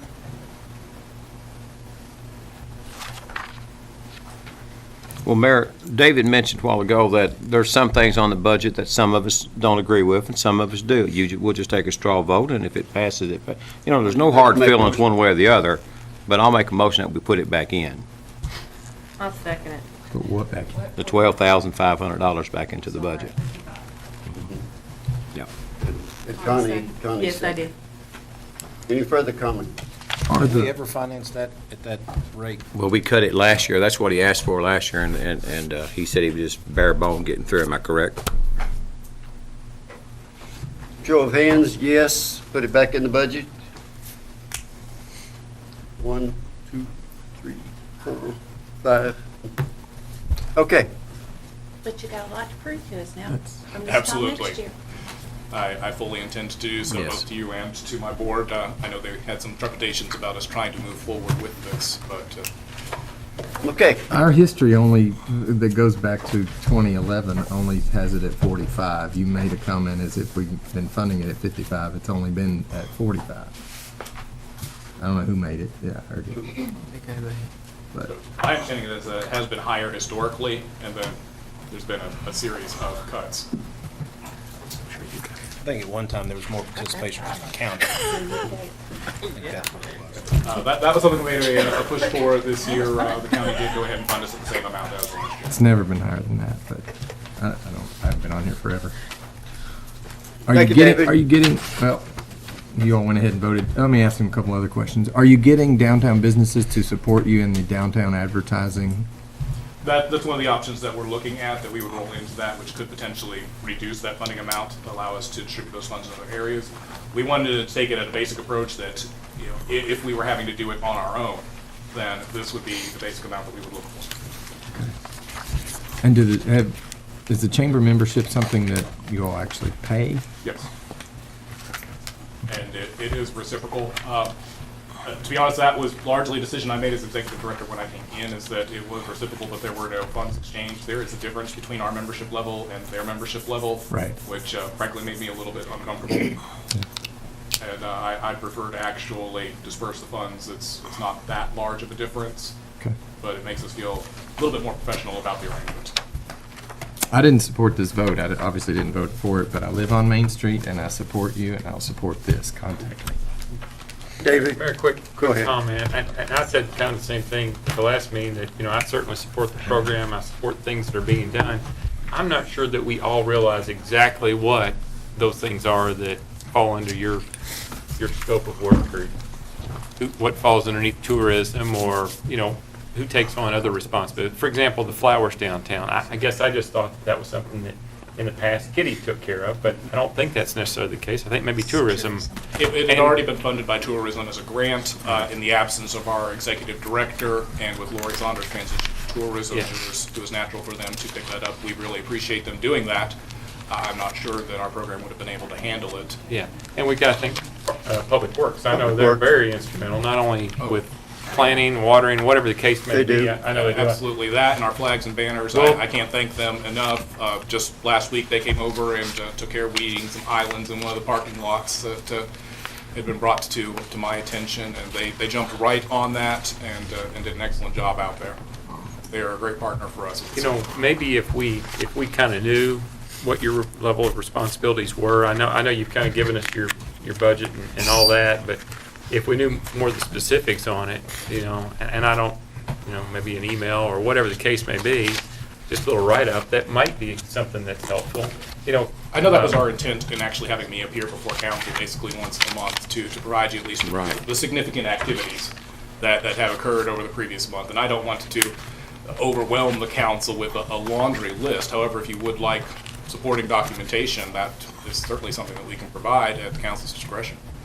Or you can just bring it and just leave it on our table, and whatever, we can look and see what's going on. I mean, the key to me is you work for a board. We already have a level that There you it is. report to and talk to. You know, Yeah. and I like you coming before council and telling us what's going on Main Street. For one thing, I can, you know, pull out my social calendar and find out what I can go to. But, I mean, I think kind of the way I look at it is, if I'm getting bad reports from your board, then it's something we need to take a look at. But, you know, it's kind of like the other nonprofits. If we're dickering over, and I know 10,000 between, well, 12,250 is a big difference between 42,750, but it's kind of like when we would give $1,500 to the Amen House. That's too small an amount to make any difference, so we might as well not give any. If we're only going to fund you at a certain level to keep your head above water, or even talk about taking you back to 12,750, well, then why are we spending that amount of money? If you, it's a good faith effort to say we're serious about this, we'll give you 55,000, but, or give HGI 55,000, strictly speaking. But I reiterate what Karen said. You have a lot to prove going forward as far as making the case to the other Main Street residents and business owners, settle some of this stuff down and to really make that place a wonderful place. I think you guys seem to be doing a pretty good job. There seems to be some problems, but I think going forward, we do this for a year and we see what happens. Yeah. All right?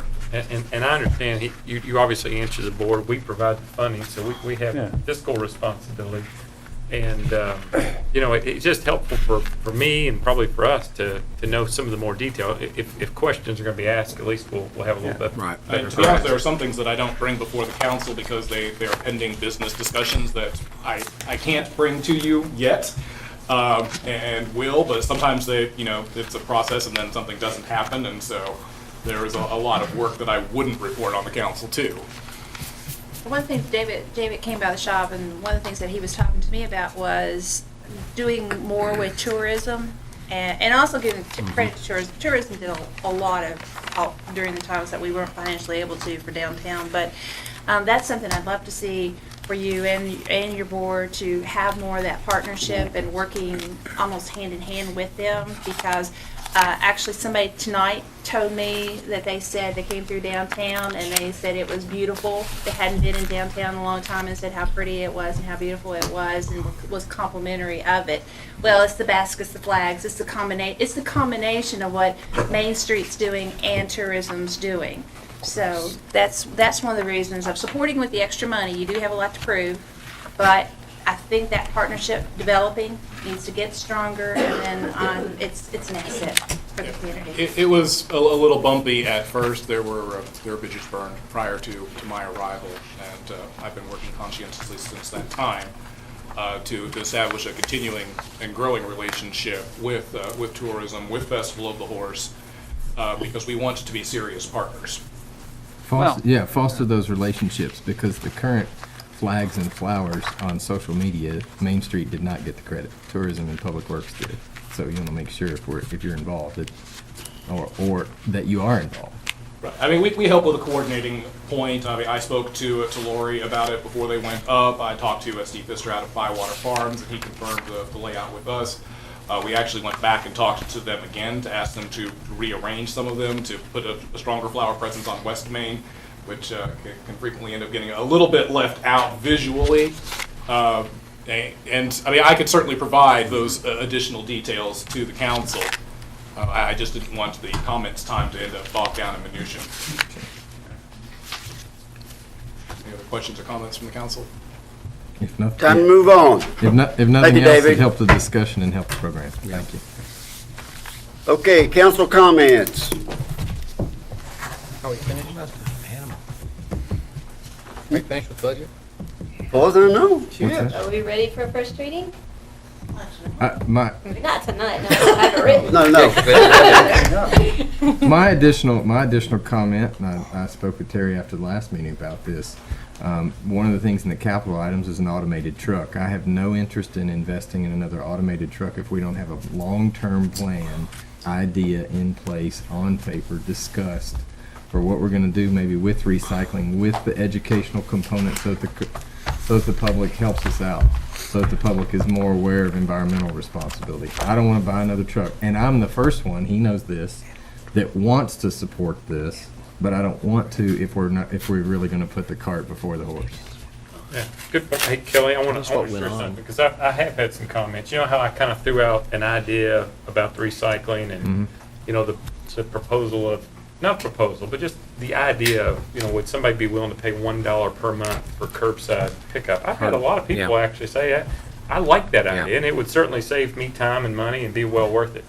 And I'm not necessarily advocating it, but I just wanted us to think about it, and I think that it's I don't know. I've heard some comments about it. I don't know if you all have or not, but that would be one way to certainly fund a program that seems like a pretty cost-effective way to go about it.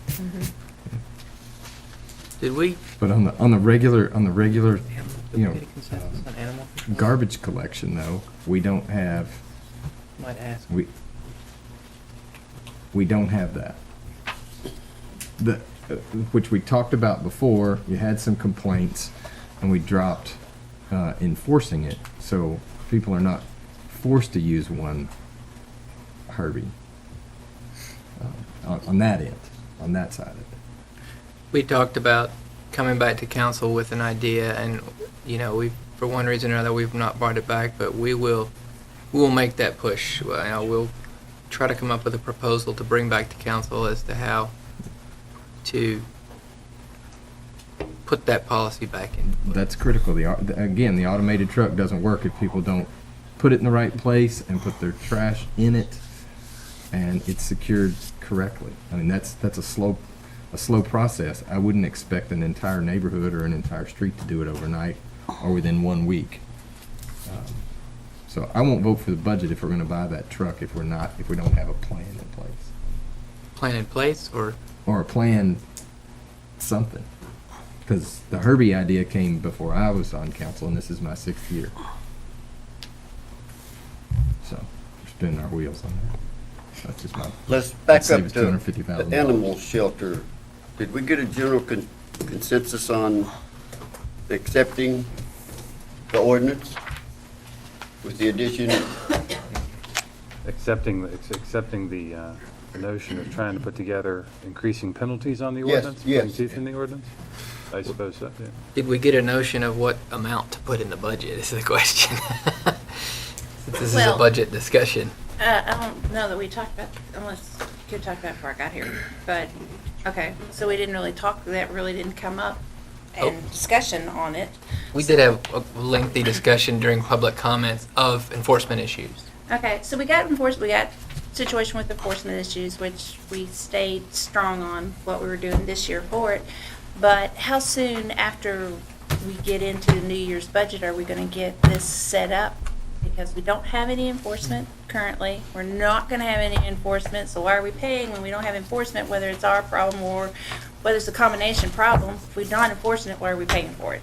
And we had committed to getting a first and second reading before the end of this month. What was the Change to our. what was the recommendation? No, that's what I was- You all had a meeting today. and The recommendation I guess who from all the was committee, who wants to independent? speak to it? Unless you all want me to speak to it. You go ahead. The recommendation from the committee was that we, first that Glenn and I get together and we make the changes necessary to give the ordinance teeth that it needs, and then that based on our reading, us being Glenn and I, our reading of the ordinance, animal control would start immediately to become citation officers. And they would get training from the police, training and assistance from the police department as to protocol and things of that nature. And, Tools and people for it to do it. right, Did the committee fully support it? yes. Well, I The mean, first- at least from my perspective, why would we not follow the recommendation of the committee? Well, you're still not going to be, the police, now I didn't stay for the whole meeting, I was only there and out, but the police are still gonna be handling the calls 40 hours a week.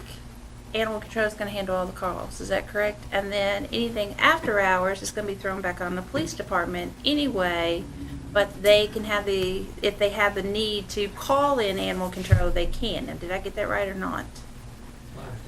Yes. So you're still throwing a lot of responsibility back onto the police department, even though it's not the way you talked about it before. You're still throwing a lot of, so why would you fund that 100% without funding, taking some of that money maybe and putting it over in the police department in some overtime? I still think it's important that we concentrate on what they're enforcing.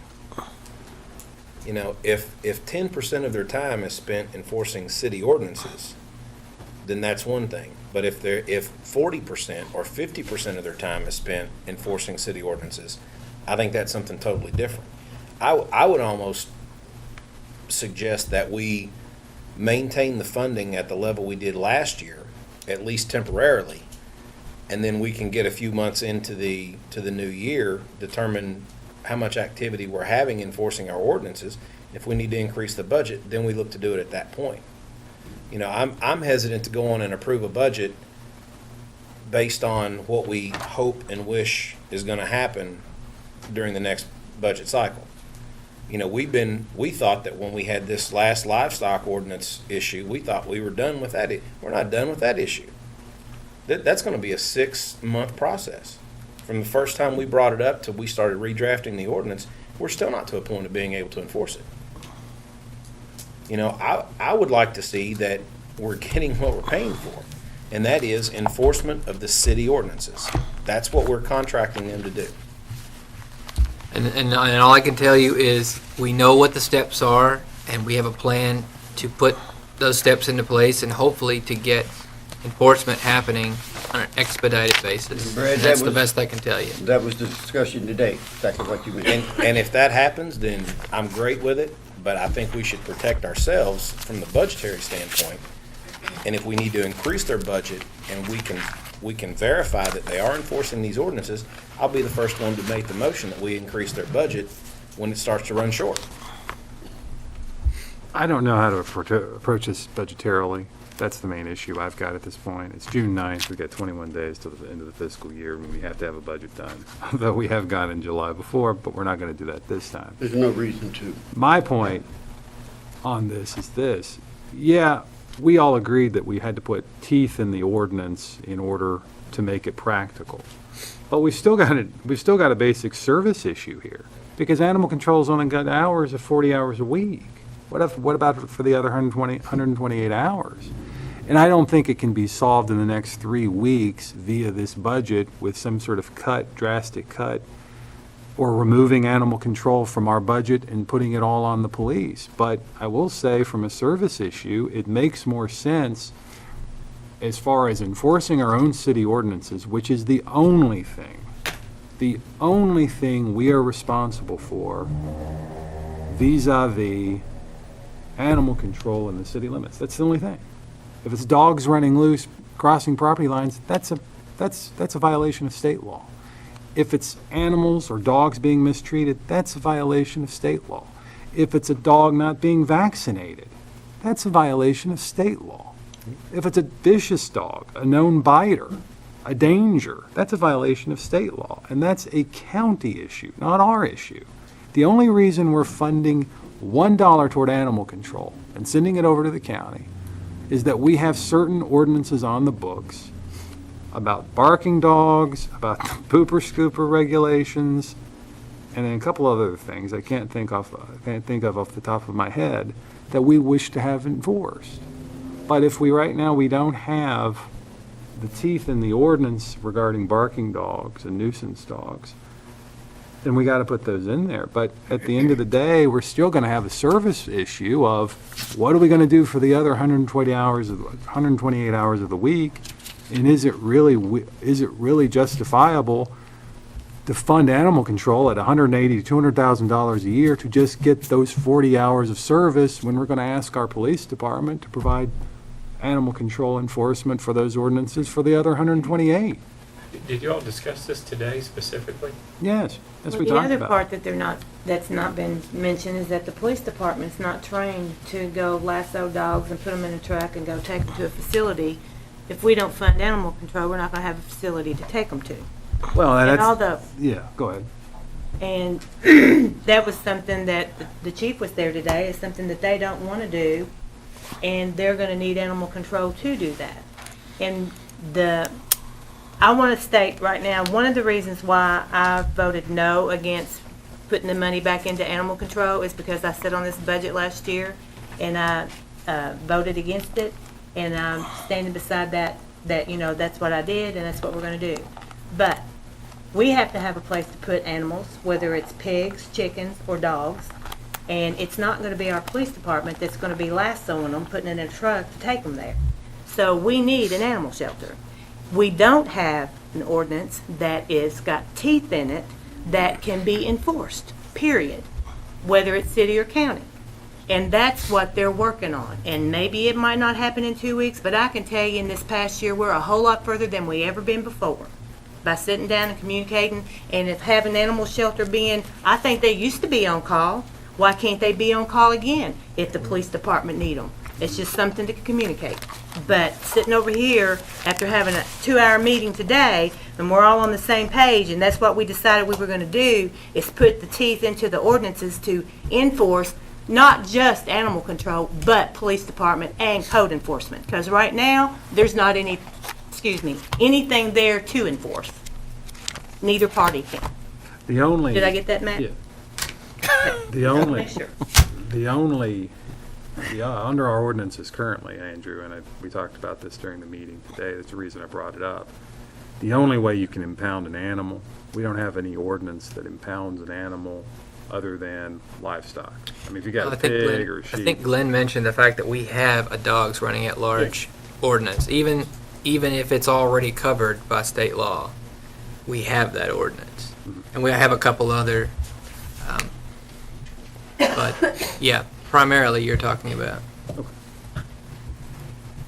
But are we required to provide a place to take them? Yeah, I mean, if you impound an animal, you've got to have a place to put them. Physical location. Yeah. Is the city's required to have that?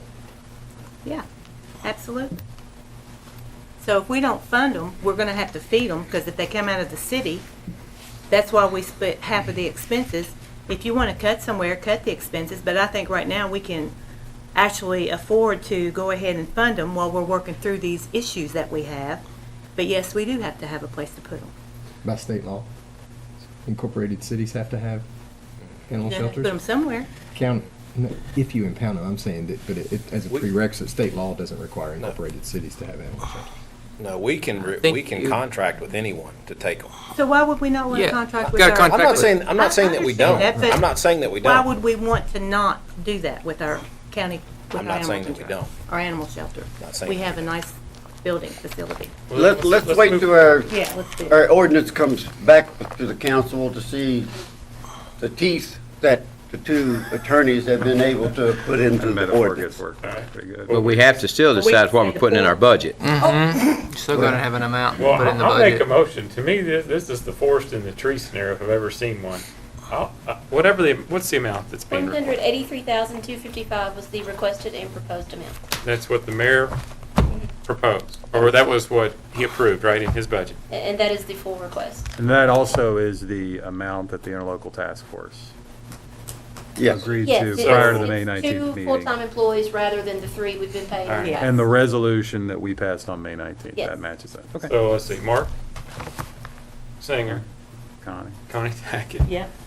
and Mark Showalter all approved that, as well as the mayor. So Yeah. that's my motion. I'll support their strong recommendation. I'll second it. Thank you, Brad. Absolutely. Best move all year. Absolutely. Are we okay with it then? Show of hands?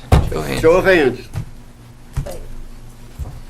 You A got little longer. Did you A count little bit them? longer, folks.